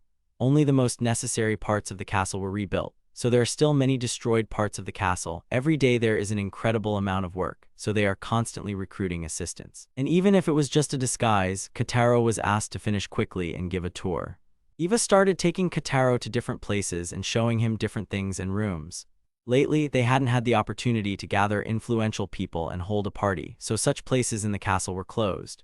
Someday, this castle will be filled with guests, but now there are only a few commanders of the demon races and a couple of heroes here. Kotaro was surprised that a group of maids could manage such a gigantic castle, and that they were working voluntarily. Eva said with affection that the only thing that makes them happy is the tea. She only needs the one that was grown in the imperial palace on the full moon. In general, this is the castle of the master who will one day be called the Great Demon King. He needs a style befitting a king, so everything must be done properly. And they continued cleaning. Kotaro wiped the glass and looked out the window. She noticed that if you look closely, the repair of the castle was done with a minimum of materials. The furniture is not luxurious, but it is quite stylish, meaning that the head maid is simply incredible. They went down to the library where they belonged and began to arrange the boxes, but suddenly books began to fall from the top. Eva already thought that they would fall on her. But Kotaro transformed into his true form and caught those books. He said safety comes first and addressed her by name. Now he had urgent matters to attend to, and that would be the end of their cleaning for today. Eva watched him go and understood that the wind demon would definitely not be caught off guard, so she had to keep a close eye on her master. Astaroth spent time with Jean and said that it was time to teach her to write. She agreed. He gave her a book and told her to look at this dictionary. It contains definitions of words found in this country. He advised her to start with something simple. Jean was amazed at the diligence with which he approached her teaching. She said that this is the dictionary of the king himself. She will protect it like the apple of her eye. Astaroth answered her that she can do as she wants. Just do not forget about this very dictionary if she saw an unknown word in the book. You need to look in the dictionary to find out its definition. She looked up the word Astaroth and then looked it up in the dictionary and said there was a mistake. It said the demon king's history began with his birth 6,547 years ago. He was one of the 72 pillars, but was noticeably weaker in power than the other kings. She asked if the dictionary should only contain reliable information, but what was written about him here was untrue. Moreover, it says there that he is single, although in fact he has a fiancée, and it is she. She reached out to him to kiss him, but Astaroth pushed her away and did not understand why she was talking this heresy. Eva entered the room and realized that Jana had attacked him again. He was saved and they went to his office. They decided to discuss what happened 2 days earlier. Whenever a peaceful sky spreads over the human world, demons express a desire to disturb this peace. War is disgusting, but as one of the demon kings, she will follow him on his heels in order for Yuri and the others to live in safety. The world must be united, so Astaroth's next target is the southern trading town, which belongs to the demon king of Decorabia. Eva began to explain that the demon king Decorabi had the most unusual form among the pillars. As for his abilities, they were significantly inferior to those of Illigos, whom they had fought a few days ago, but they should not underestimate him, given their situation. Unfortunately, they are not in a game where combat power can be increased in a matter of days. This is the only option. Mr. Decorabi is the embodiment of cunning, so they can come up with a trick that will allow them to defeat the enemy. If he is equal in strength, he cannot lose. The guy was counting on exactly this. If he had to fight, it would be better to fight with opponents of a lower rank. But they didn't have that kind of power, and they needed to make the opponent lower in rank than them. There was even a way to do it. Eva asked if it was possible. Astaroth replied that he had an idea on this matter, but they would need the assistance of Mr. Godlive. The girl called him. He quickly came and asked if there was really a job for him. Astaroth replied that he had guessed correctly and asked if he could create counterfeit coins.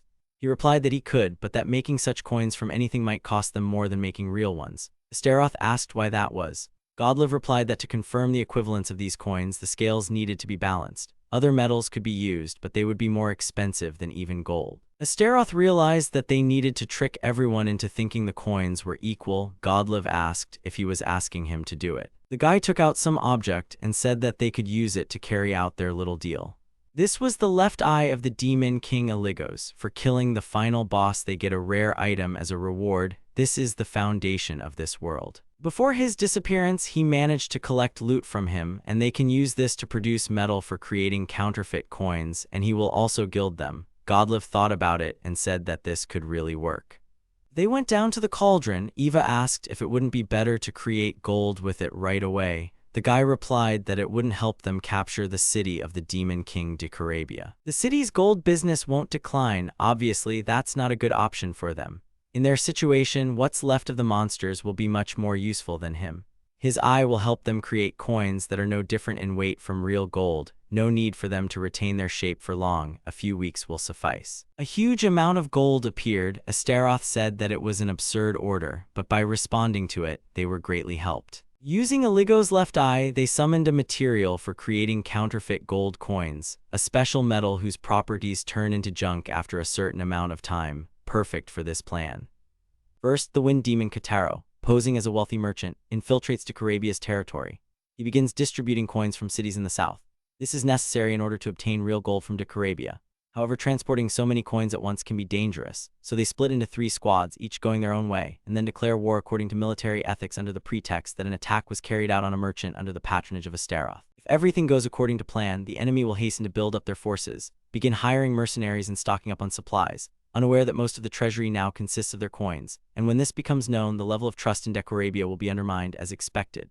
Some time later, Decorabia robbed a convoy of counterfeit gold. As Lord Astaroth expected, he began hiring mercenaries, paying with these coins. Astaroth even began to wonder whether he expected that he would declare war so soon.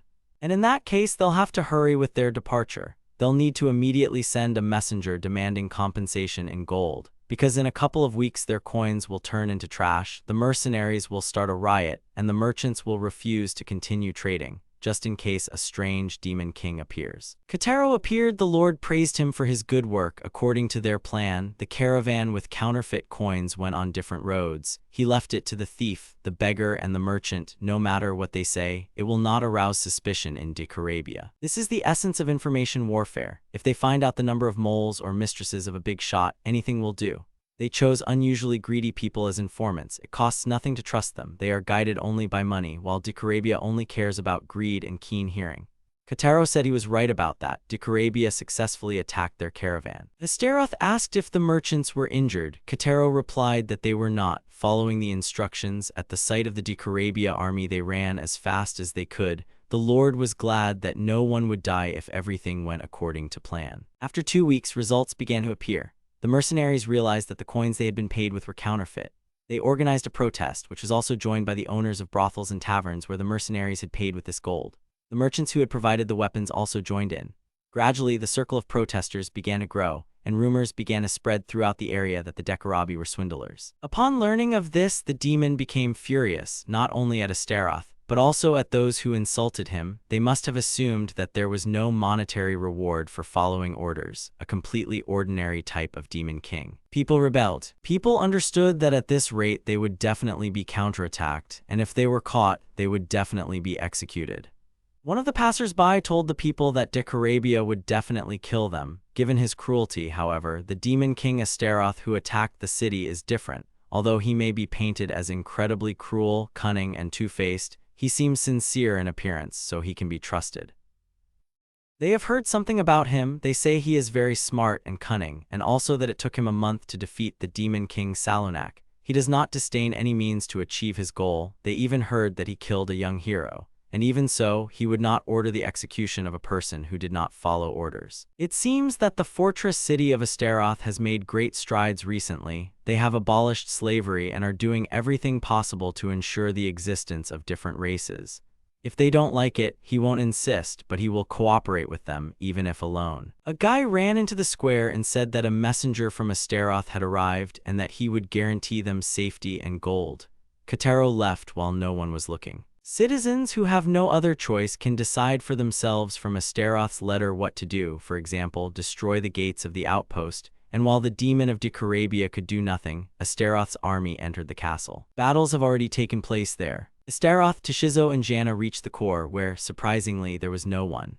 The castle had a very strange shape. Astaroth was very surprised that there was no one near the core. The owner was also nowhere to be seen, so he thought that it would probably be some kind of trap. The enemy could be hiding somewhere, so it was necessary to keep a close eye. Suddenly, the star began to move, and Astaroth noticed it. He placed a shield in front of himself to avoid being hit by the beam that was attacking him. Astaroth could not believe that the core was actually Decorabia himself. Among all the demon kings, Decorabia has the most special form. It is a starfish. Astaroth became very curious if she can even communicate. The demon king asked if it is terrible to treat the demon king like a starfish. And in fact he can talk. His form is not typical, however, his wisdom is not wounded. Despite this, they just fell into his trap. He was blinded by the gold and their counterfeit was too good. Astaroth said that the best craftsmen worked on it, using demonic raw materials. Decorabia admitted that he could not even imagine that counterfeit coins could be used to undermine the economy. He admitted that Astaroth was an incredibly cunning king.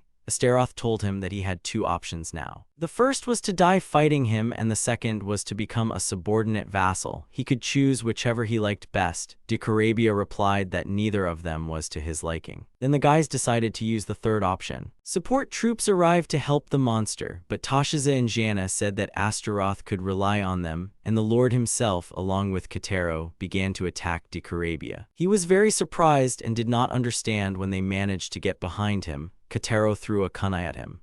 But they didn't help because the demon used a protective sphere. Astaroth at this time was thinking that all the demon kings he had fought were warriors, so their actions were easy to calculate, but Dikarabia is the first demon king, a magician that he meets. It is difficult to read his facial expression and his next move, but still, he has a strange feeling. Dikarabia began to shoot a beam at the ceiling. He asked Astaroth if he really had no more ideas and that this was his limit.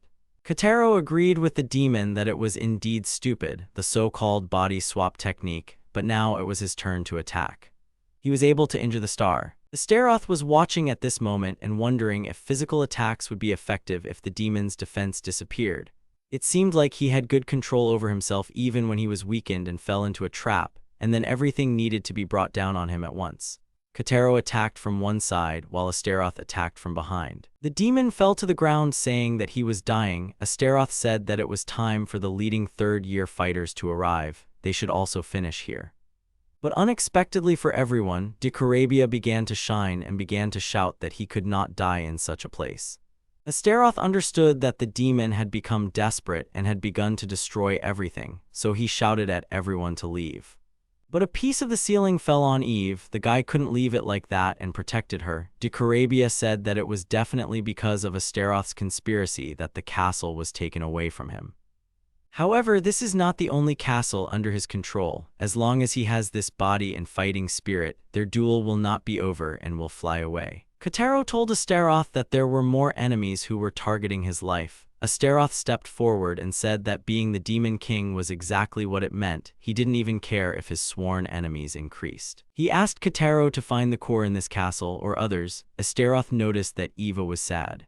She apologized because if she could have delayed Dikarabia even one step, he would not have escaped. Astaroth told her that it was not her fault. If something happened to her, his army would have much more problems. Eva continued to say that if Dikarabia had planned to escape from the very beginning, even if they knew that the Demon King's plans included escape, they still would not have been able to do anything. Astaroth said that even if he escaped from here, he would not have a chance if they destroyed his core. Eva asked that if the core was not in this castle, what should they do then? The guy replied that this could not be. Now Kotaro is getting the information he needs, but there is probably no core in this castle. Simply put, this is not the castle of Dikarabia, or to be precise, the core that was here is no longer there. During the battle, he felt a strange atmosphere from Dikarabia. Toshizo asked if it was because he himself was strange. The guy replied that it was not because of his magical abilities. He felt something unusual from him. An incredible power was felt inside his body. The core is inside his body, the Demon King whose body and core are one. That's what Dikarabia really is.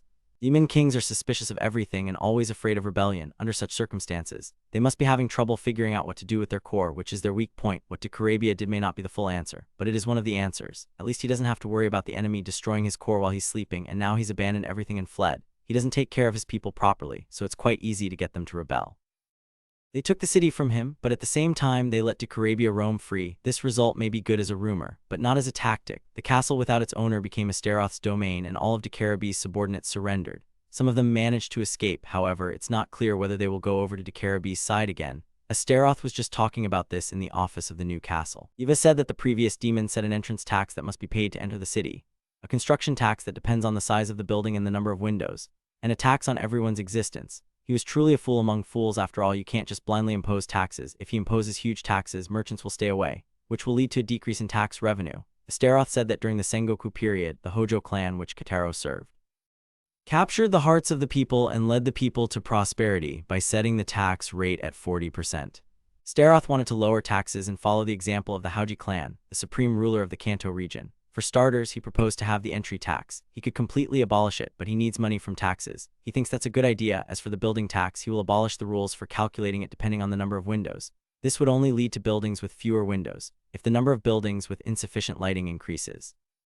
The incidence of accidents caused by candles will also increase. He also wants to change the poll tax. It is difficult to calculate people's income, but it is not good to impose it even on children. Without children, the population will decrease. He also suggested making it so that the tax would only be levied on adults, but deciding what makes a person an adult isn't easy, so he's thinking of making a family registration system. They're going to compile birth records for every person and store them in a government agency. In fact, he was thinking of doing that in their city too. Astaroth understood that it would take a lot of money to set up a family registry. However, once it was implemented, they would be able to reliably collect taxes. He wanted to use the tax revenue to expand the city and make it prosperous, so people would even be happy to pay taxes, and it seems that the tax system reforms he carried out were the right decision, and it ended up being a great success. The law on tax revenue, published the next day, was quite well received by the city's residents, especially the merchants. Lower taxes reduced the prices of food and made them affordable for the population. The poll tax was no longer levied on children, so people could safely have 3 children without falling into a financial crisis. The tax depending on the number of windows was abolished, so people could live in well-lit houses. His reform plan was gaining popularity and began to attract many people.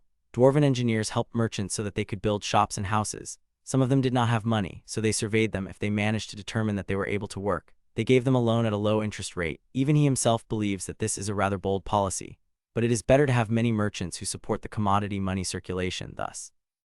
His series of structural reforms paid off and achieved success. But the problem was that Astaroth couldn't manage 3 castles at once, and now was the time to officially appoint a lord of the castle and entrust him with management. He was looking for candidates, but so far there was no report of anyone worthy. If he puts Jean in charge of the Decorabia territory, the trading city will turn into a food city. If he chooses Shizo, the number of brothels will increase and it will turn into a pleasure city. This means that he has to handle everything alone. Astaroth sighed and said that he was very curious about how long the other demon kings sleep every day, because he himself was very tired. The maid Katero came to him. The guy asked her what was the matter. She replied that the hero was spotted near the Decorabia castle. The guy was delighted and hugged Katero, praising her. At that moment, Eva entered the room and saw this. Astaroth told her that she had misunderstood everything. Katero began to tell that this is a retired man who lives in a cottage northwest of Decarabia's castle. This man has cunning plans. Similar, he was summoned by Decorabia, but ran away because Decorabia did not really like him. Decorabia tried to get rid of this hero, but the hero managed to survive 3 times thanks to his wits. And since then Decorabia left him alone. Does this mean that he is the person who staged a rebellion against Decorabia? Eva said that most likely he left. He abandoned his master. Astaroth asked what his name was.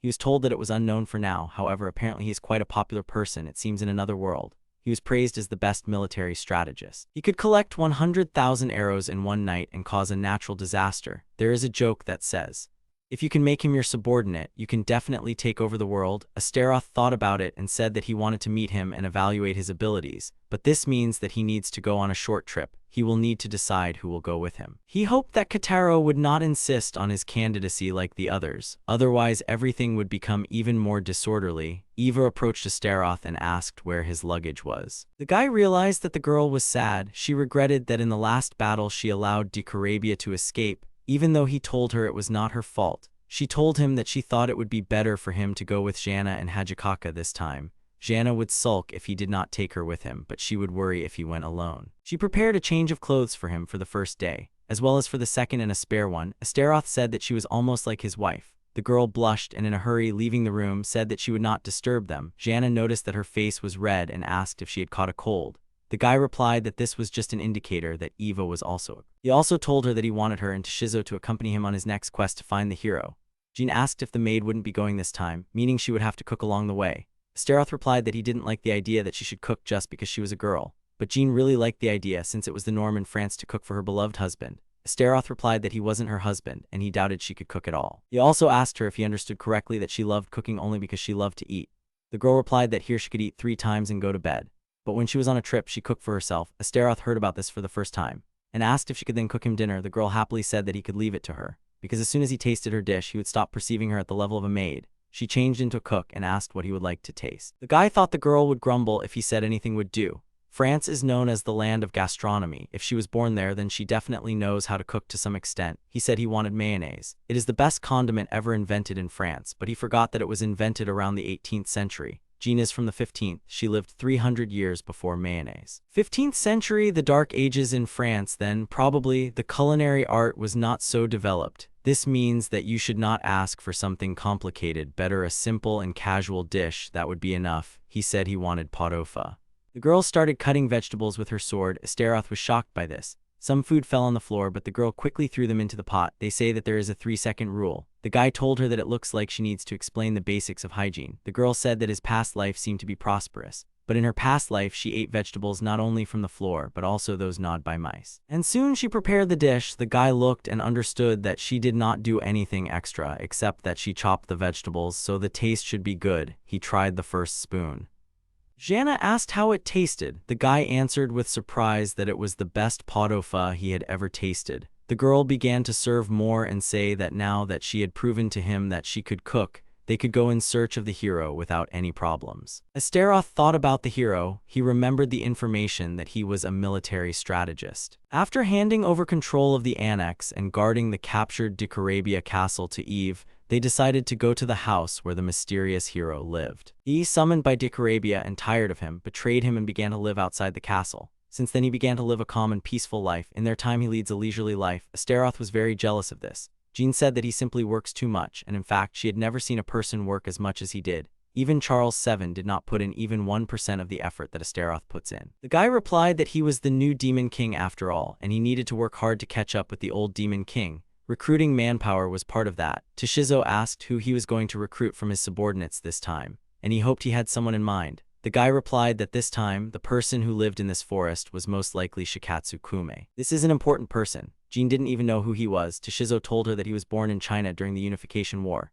He passed on his strategies to a man with a suspicious past named Gentoku, and became the chancellor of a country called Shu because of the novel called Three Kingdoms. People tend to think of him as a tactician with cunning plans. However, in fact, he is more competent in managing domestic affairs than as a military advisor. Of course, he is a good strategist. However, in the end, he could not unify China. His situation was also not favorable. The enemy country's forces were 10 times larger. Meanwhile, he had an incompetent king and a shortage of manpower on his side. However, he dealt with the situation very well. His nickname Crouching Dragon is not empty words, and he would like him to join his army because of his competence. First, it was assumed that he would be an officer in the Civil War, a politician or a strategist, but due to the shortage of manpower, he had no choice but to become a military tactician. Jean asked how much longer they had to go and how hard it must be to live so deep in the forest. Astaroth replied that according to Kataro, he lived with a boy who ran errands for him. He forgot to say that, but they would probably have to visit him more than once. Jean asked again why. Shizo now understood why he was planning all 3 visits. This is an idiom from another world. Kame's master, Ryubai, convinced Kame to join his cause by visiting his cottage 3 times. Since then it has become a saying when they take a capable person under their wing. After a while they reached the boy and asked him if they understood correctly that this was Shikatsu's house. He replied that everything was correct. Astaroth introduced himself and asked if he could meet the owner of the house. The boy replied that Kamiya-sensei was not there right now, so he would ask them to wait a little. Astaroth suggested going home and staying at an inn, so they did. Several days passed. Jean said that they came again and asked the boy if Kame had returned yet. The boy replied that he had returned, but that the sensei was sleeping now, and asked if they could wait until he woke up. Jean was very angry. She said that her master was wasting his time going back and forth, and this was the 2nd time. Astaroth calmed her down. He explained to the girl that people don't like being woken up, so they will wait until he wakes up. They had limited time, but they still have enough to enjoy the beauty of the forest, so they will spend time there.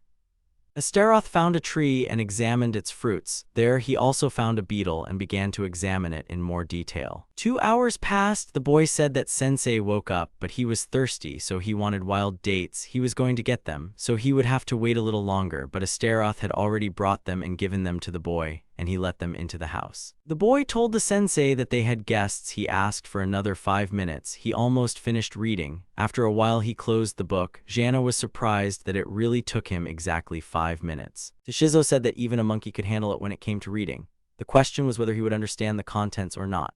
The old man handed him the book and asked him to choose the page and line he wanted. The man did so, choosing page 300, line 5. Koma began to retell that this line talked about tactics. The basis of tactics should be built on a combination of long-range and close-range tactics. Shizo didn't expect him to say everything exactly. Komai said that he doesn't just read the book, he memorizes them. He stores the information from the book in his head and reads it later.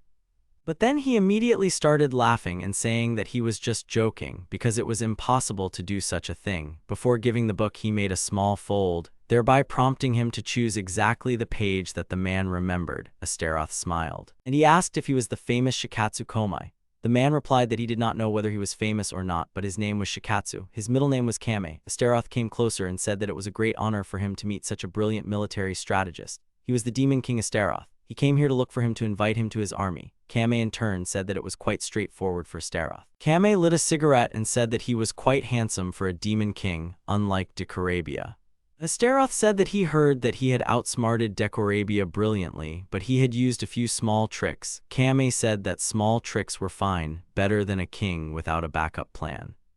He is a wonderful demon king, but he wants a quiet and peaceful life in this hut, so he asks Astaroth to leave. Astaroth looked at the plant and said that it was almost in bloom, but when it did, he would pass by again.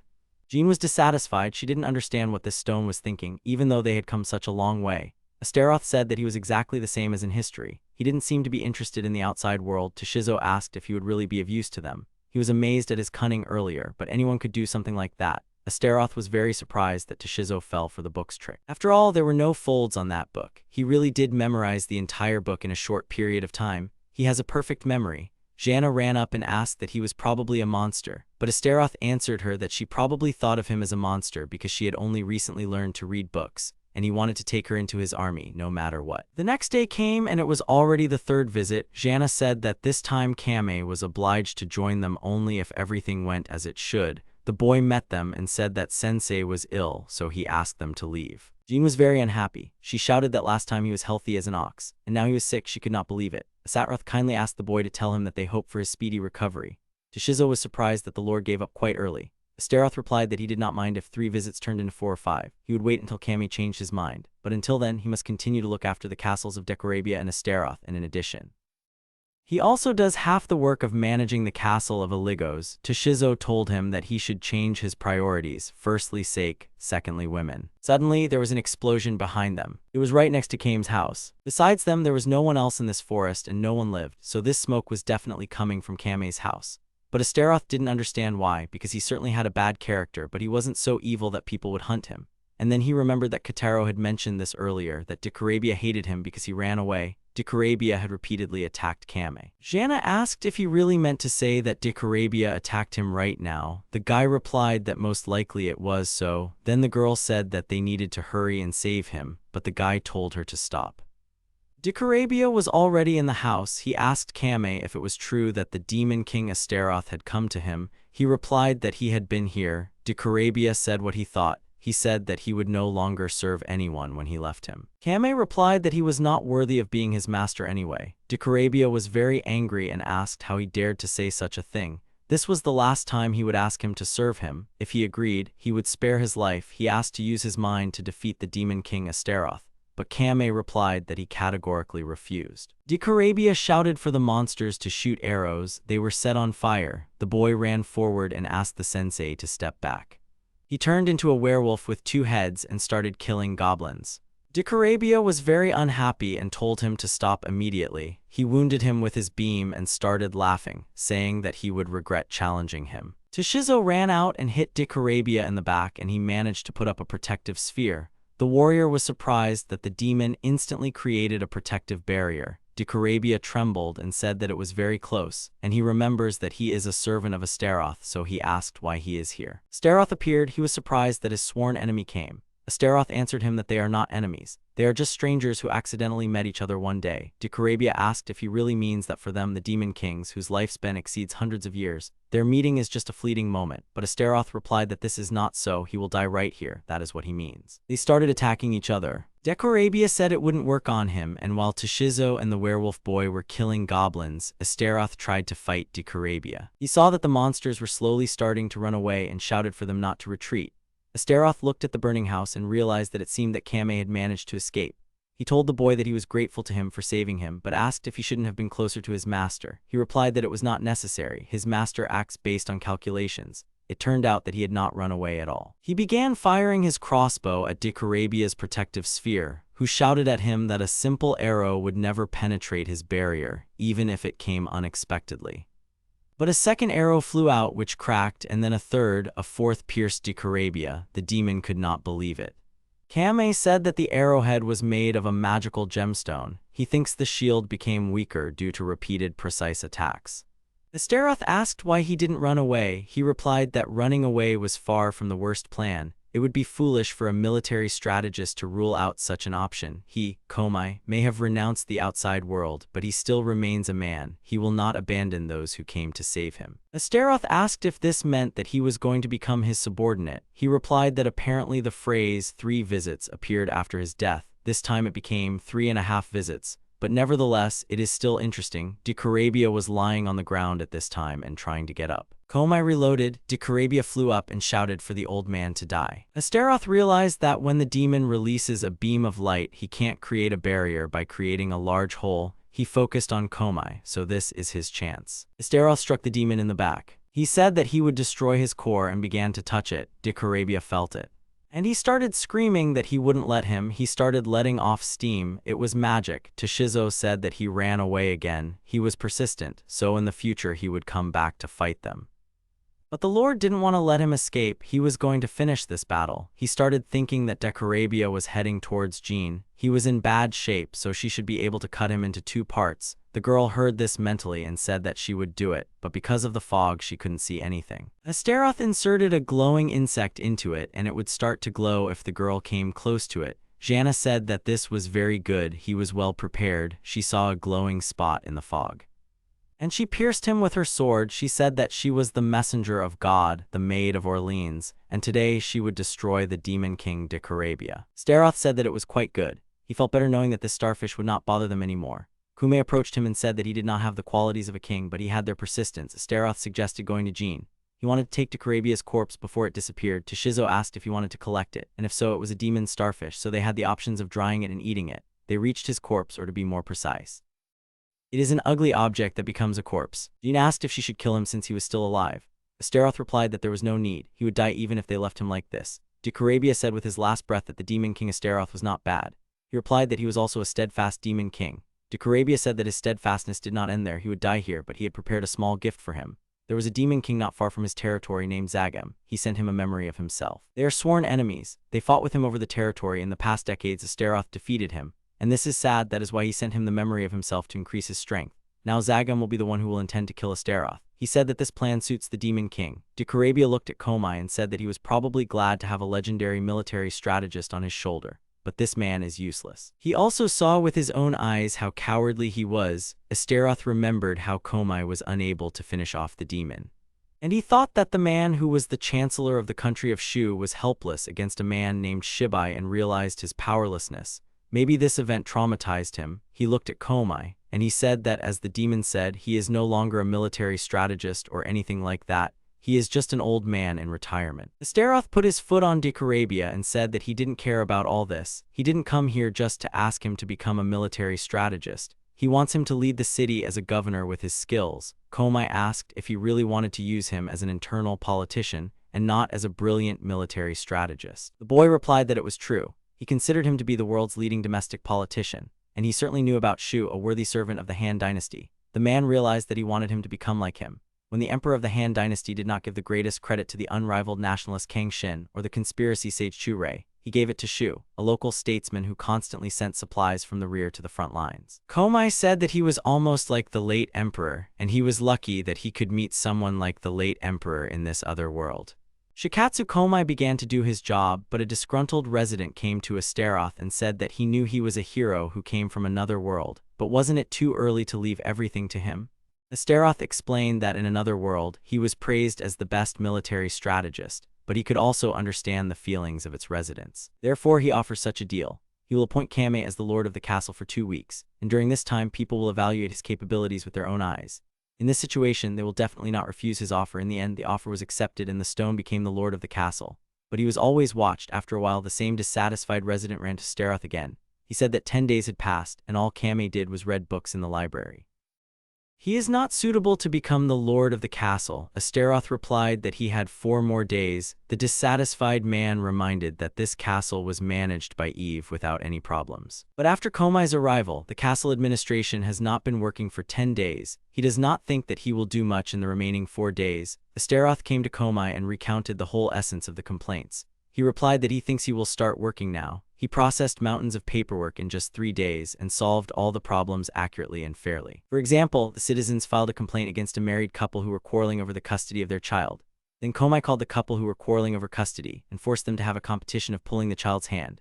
Before the competition, he said that the winner would get the child. But when it was announced, Komai gave the child to the loser. The child was given to the parents who felt pain seeing their child being used as a rope for the tug of war. Another example is that when building canals, the number of workers from each village, the distance between canals, and the cost of building the canals were calculated and quantified in units of 1 copper coin, which was then shown to the villagers to convince them of the amount of water they needed. Thus Komai, who became the lord of the Decorabia castle, was recognized by both the citizens and officials. Thanks to this, Astaroth's workload was reduced. Now he needed to find another hero to manage Iligo's castle. Eva said that good heroes don't appear often, and he thinks that over time they will have to slowly and steadily expand their workforce. Mama said that she was right. He was here to consult with the Lord about quickly rebuilding Decorabia Castle. In the previous battle, the roof was destroyed. If the enemies attacked them in its current state, the castle would be destroyed within a single night. They need building materials to rebuild the castle and strengthen the outer walls. They still have a small amount of gold and silver left. In addition, they can borrow money from the merchants who stopped in the city. The remaining materials should be used to strengthen the army. Astaroth began to think about what kind of monster he should summon. Komai said that he thought they should create warriors with a long spear. Astaroth was surprised and asked why. He replied that the demon king Zagam was in a neighboring country. He's known for his cavalry warriors. Fighters with a spear will allow them to resist. Besides, Decorabia sent Zagam a memory of himself. He's currently researching what it is, but he has a bad feeling about it. Astaroth was also interested in this. He said that he would give the order to prepare 5-meter-long spears. But Eva thought that it would be difficult for the soldiers to hold such a long thing. Komai realized that instead he wanted to give these spears to monsters. Astaroth corrected and added that he would give them to large-type monsters, trolls, which are called half-giants. They would be able to use such a spear. He would order the dwarves to create long spears for 30 trolls, as soon as the creation of the tools was completed. He would be able to finally leave the castle on Komai with the help of specially made long spears that would appear in a few weeks. He would be able to organize an anti-cavalry unit and train them to become the best of their kind. Komai said that he would never participate in wars again, but this simply means that he will not be present on the battlefield. He can still train, create units, and form strategies. He will undoubtedly become a reliable hero. Eva and Astaroth walked along the corridor of their castle. Eva told him that Godriv often manages the castle when the owner is away. However, there is one problem. The chieftain of the dwarven tribe supported them when they fought against the demon king. He trained monsters and people from the castle and sent them as support. As a result, they were able to destroy the castle of Decorabia. However, the merit reward determined according to the degree of contribution caused controversy. Godriv did not give the highest merit to the unit of werewolves who fought on the front lines, but instead gave it to the unit of healers, undoubtedly. The healers and priests from the unit of healers did a great job, but she believes that they should judge the degree of contribution by military achievements. But the battle against Decorabia went quite smoothly. Reinforcements were almost not needed. Congratulating the werewolves. They certainly did a great job, but there are others whose efforts were no less at times like these. He thinks they should pay more attention to the team of healers who work daily in the shadows from everyone. Eva said that she understood. She didn't even think about it. It was all Godrif's idea and she only supported his actions. But because of this, the leader of the werewolf squad was unhappy. Astaroth thought that they should treat the elderly with more care, although Godrif is a ghost. So he can't hit him, but he will come up with an option so that both sides are satisfied. He told the werewolf that he heard they were unhappy with their reward. He replied that everything was true. Their unit played the most important role in the war. They were happy that the medical unit received a large reward. Astaroth reminded that they treat them whenever they are wounded. He replied that they have the ability to regenerate. Small scars heal quickly. Besides, he never had serious injuries. Now Astaroth understood why they treat healers like that. Astaroth brought a treat, something like his daily gratitude and a replacement for the reward for his services. The werewolf said that he was grateful to him, but did this mean that he would not change his decision? The guy replied that he would find out the reason very soon. First they needed to eat. That was his plan. He immediately thought that perhaps they would be happy with daily feasts, but their budget would not survive this for long, so he mixed a special preparation into the dish. The drug that causes caries, he made it by accident when he was putting materials in a Klein vase. He never thought that it would be useful. 3 days passed. The werewolf captain got a toothache. He went to the doctor. There they pulled his teeth and told him he had cavities. The medical unit is made up of people who desperately save lives in dangerous places. This is what the Demon King was trying to tell the werewolf. The medic asked him to be careful with his teeth from now on. The Demon King's job is to oversee war, diplomacy, and internal affairs. Internal affairs include matters that concern both ordinary workers and those important for the country's development. In a broader sense, relations between werewolves had also recently been settled. Ensuring comfortable conditions for everyone is also his job. Today, Astaroth was going to do the most ordinary job among all the household chores. Inspection. Eva said that she would go with them, collecting information by walking around the city, of course. He usually leaves this to the discretion of the intelligence unit. And Godrif also collects statistics, but there are things that cannot be seen in written reports to collect this kind of information. He regularly visits the city. Astaroth noticed that the girl always wears a maid's uniform. Eva replied that this outfit is her honor. She has 7 identical outfits and she changes them every day. The guy agreed that this is very diligent, but this thinking is outdated. She was born a girl and maybe she should try other outfits. So today they will visit a clothing store. Monitoring the development of the city and the lives of its inhabitants is the responsibility of the ruler.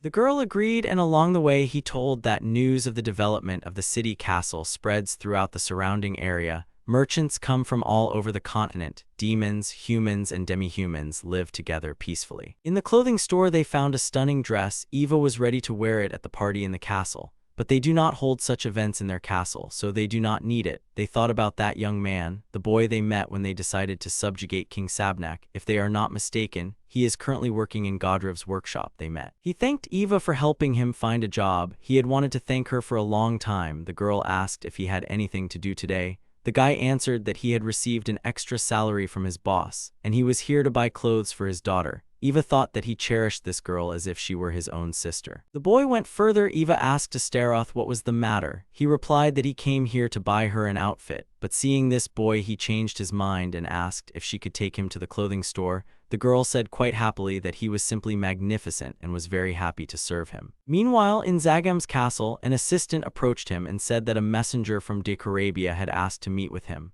Zagam was surprised by this request, and the assistant continued to say that this man was full of injuries, and instead of asking for help, he shouted that he first wanted to convey a message from his lord. Zagam agreed and asked to be let in. A wounded soldier entered his chambers. The demon immediately asked who killed Decorabia. The soldier replied that he was killed by the demon king Astaroth, originally from the north. Zagam had already heard about him and the rumors two-faced coward. The soldier said that there was no mistake in this nickname. The forces of Lord Decorabia and Astaroth were almost equal.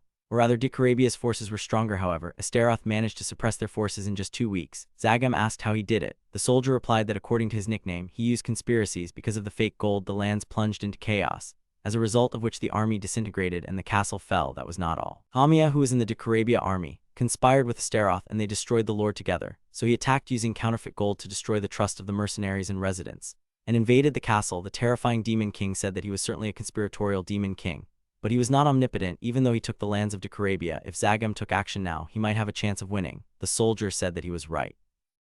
Astaroth's military strength had not yet increased, not to mention that all the remnants of the Decorabia army would definitely side with the lord. At that moment he thought that they had shamefully surrendered to Astaroth, and even if he took them with him, there was no use in expecting any benefit from them. The soldier also said that the reasons why he came all the way here was to avenge his lord, to kill Astaroth. He came here to give the legacy to Decorabia. Astaroth was sitting in his office when suddenly the door began to open. A girl came up to him and asked if he was the same Astaroth and that she was glad to see him. The guy asked what she came about. The girl came closer and said that she would not know what to do if the person she was going to serve was a terrible demon. Astaroth said that he was a demon. The girl was surprised because he looked like a human. The guy said that Toshizo also often says this. Now the girl admitted that in fact she came here on Toshizo's orders, and she's here to help him get rid of all his frustrations. Astaroth didn't expect Toshizo to go so far, saying that women should entertain the demon king. The girl sat on Astaroth. The guy thought that if he wasn't the king of conspiracies, he would have taken her to his bed and been beheaded, or more likely, she would probably have put a knife to his neck. He stopped the girl from kissing him and called her Kataro and said that it was good that she was testing him, but she could stop doing it through seduction. Even Jean could be spying on them. Kataro smiled and said that she expected this from him. He saw through her. Astaroth explained that he had strengthened security. Only she could have entered his room so easily by process of elimination. It was definitely her. He threw her off himself. The girl said that it seemed like he valued her highly. The guy replied that this was indeed the case. She had more value than gold, weighing as much as herself. The girl said that he was just flattering her, and it was always interesting why he kept girls away from him. Was he really satisfied with only Eve and Jean? The guy replied that he did not think that every king had the goal of creating a harem. He heard that demon kings usually gather beautiful women around them to show off their power. If he had that much money, he would use it to expand his military potential. Kataro said that in any case, she can disguise herself as any woman he wants. She also asked him not to hesitate to call her when he feels depressed. She knows that he likes to joke around, but she thinks he wouldn't do it if there was no point in it. The guy asked if she found something. The girl answered that everything is correct. She received detailed information about the demon king Zagam. Zagama is one of the demon kings who lives in the southern region. His lands are close to the lands of Decorabia, whom they once defeated. His powers are on par with Decorabia. Astaroth asked if it meant that their power had grown since they took over Decorabia's territory. The girl replied that it was most likely true. However, Astaroth's army was new and still lacking experience. The boy agreed with her. Pride was their step towards destruction, and then he asked if she had found out that Decarabia had sent Zagamo. Katero replied that this information was crucial. Kume believed that without it, the demon king Astaroth would be finished, and so he looked through the documents in the castle and looked for lost items. Astaroth thought that Zagam's power was not worth fearing. He wanted and possessed wisdom and valor. He would not overestimate him. He was worried about what Decarabia had done, his dying words, his stubbornness, a very unpleasant trait. The guy was very interested in what parting gift this demon left behind. A Decarabia soldier gave Zagam a bow. He asked what the broken bow was. The man replied that it was a fragment that his master was hiding. He is Decarabia's trump card. He was going to use it to defeat him. Decarabia never forgives those who harm him. He seeks revenge even after his death. Zagam asked if he really means to say that he should use this fragment to crush his enemy. But the soldier fell unconscious. The demon realized that he only gave his last breath after fulfilling his role, so he asked to be buried with honor. And the Lord himself went to the summoning room and threw the onion into the vat. An unknown person appeared. Zagam said with a smile that he was even curious about what kind of hero would appear. The Lord didn't expect it to be some shorty. Maybe he should have sold the piece to find mercenaries instead. The hero said that of course he was a small soldier. However, he once ran through the fields with the greatest king in the world. He could kill hundreds of mercenaries with one hand. Zagam said that this was quite a bold statement and asked what he was bragging about by calling him the greatest king. It was the blue wolf, Genghis Khan, his lord and his father. Zagam had never heard of Genghis Khan before and said that people are inferior creatures. If his father wants to be called the great king of the world, then let him defeat him first. He is 1,000 times stronger than his father. The blue wolf began to take out his dagger and cut off the demon's hand. He didn't expect this and lost his arm. The guy said that the Mongols honor their father and respect honor, and if he disrespected his father again, he would kill him, despite the fact that he was his lord, and demanded to be very careful in the future. The lord asked his name. The boy replied that his name was Jachai, the eldest son of the blue wolf who built the greatest empire in history. Now that he is in Zagam's service, he will be able to make him the greatest king in the world. And so, the demon king Zagam received an uncontrollable hero. Zagam appointed Jachai as the commander-in-chief and gave him complete control of military operations. Zagam had a strong cavalry unit from the very beginning, spending a huge amount of funds and materials. The number of cavalry units increased dramatically. In addition, he summoned centaurs who are compatible with cavalry soldiers and organized a mobile unit. Zagam's sudden increase in forces immediately reached the ears of Astaroth. Then the son of the blue wolf ordered his army to invade the lands of Astaroth and quickly captured half of the former territories of Decarabia. Over time, only Decarabia Castle remained. They were able to defend the castle from enemy invasion, thanks to the genius of Shikatsu Kume. Astaroth said that in this case, they need to hurry and send them help. He also asked Hanzo to tell the werewolf squad in Aligo's castle to help them, even if it means leaving the northern city empty. In the end, the surrounding cities call him the king of conspiracy and a two-faced coward. If he leaves the castle empty, others will think that he has set traps inside. One day, a military strategist received a report that a large enemy army was approaching to attack the castle. Then he emptied the castle and opened the gate, showing an empty castle. He devised a strategy to divert their suspicion. It is called the empty castle strategy. This is the strategy that Kume came up with. It ended successfully, devastating the castle of Aligos. No one invaded the castle, even when the werewolf unit went south. Thanks to this, Astaroth was able to gather forces for an equal fight with a man named Jachai. Kume will still be able to hold out for a few more weeks. The rest, as a commander, will depend on him. He already knew that the hero Jachai is the son of the man who built the greatest empire. When he thinks about a clash with such a man, he can't help but worry. Eva entered the room. She said that they were going to leave tomorrow, so she advises him to go to bed early. The guy did just that, and he found himself in a dream where Megumi greeted him. She sat him down opposite her and offered him tea, but the guy refused. And he said that he was not interested in tea unless it was made by Eve. Megumi realized that the maid really did make such delicious tea, and she would like to try it someday. Astaroth replied that she could join them at any time. The girl thanked him for the invitation, but as a goddess, she was not allowed to go out so often. Astaroth asked that she let him sleep peacefully at night and not call him into his dreams. The girl said that it was very bad, but if he wanted she could summon succubi into his dreams. The guy asked to do this after uniting his territory. The girl jumped up and asked if he was really going to unite the territories. The guy asked if she hadn't told him to do this from the very beginning. The girl replied that it was definitely her, but she kind of says this to every demon king, it's just in words. She can't just tell them that they will soon die after becoming a demon king. Astaroth responded that he simply hates giving up. Moreover, he is one of those who hates dying without any achievements. Megumi happily said that she also thinks so. She is surprised that he was able to turn around such a disadvantageous situation. After all, they can only fight with the cards that are given to them. And the cards that are given to Astaroth are realism, a conspirator, and a demon king. He also has luck and talented subordinates on his side.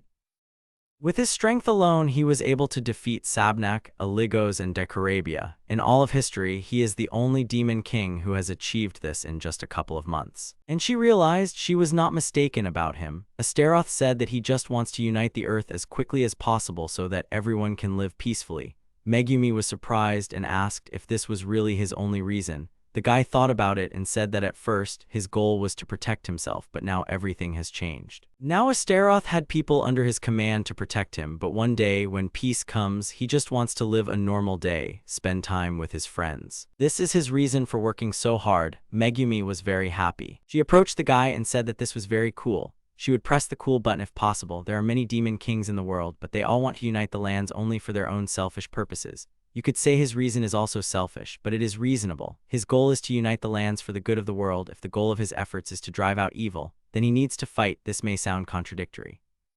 But those who do not protect their dear friends have no right to talk about peace.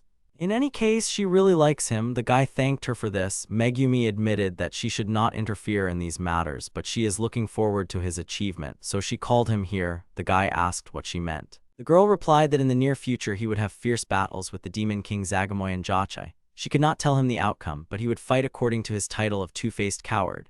In one of the fierce battles, he would receive a fatal injury, and there was only one way to avoid this. When he woke up, there would be two girls in front of him. He needed to choose one of the gifts they would give. If he does this, she is sure everything will be fine. The guy woke up. Eva has already brought him breakfast.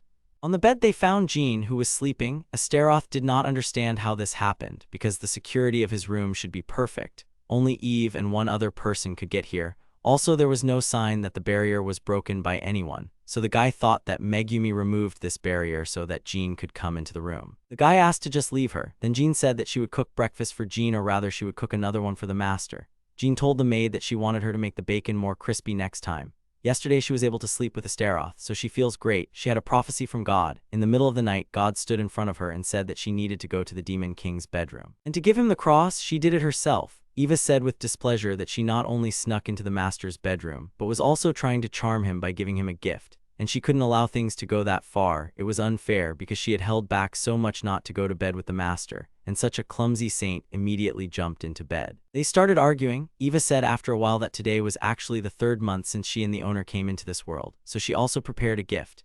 It was a new book by a writer about whom the owner once said that he wanted to read. The guy took the book in his hands and said that he thought there were only a few copies of it in the world. The girl replied that this was true, but she managed to get one. Jean hit the guy on the hand and said that according to the prophecy, he can only take one gift. She can give her book after the end of the next battle. Eve said that this is very selfish, and they began to ask what he will choose. The guy said that Eve prepared a gift because today is a memorable day, and Jean prepared a gift because God commanded it, and now he must choose one of them. He took Jean's cross, which immediately broke in his hands. He said that he was the king of demons, so he could not carry sacred objects with him, but this was not a problem if it was made of wood and filled with her feelings. He made dogs. And then he took the book from Eva and tore it into 2 parts. He said that they would soon go to war, so he would not have much time to read the book. He asked to give him the second part after the war ended. It would be a good luck charm. Eva was very happy. In the second half there is a significant plot issue. Astaroth could not wait to read the second part. In the end he couldn't choose one, but in a sense he still chose one since he took half from each. He is not sure whether his decision will be successful or not,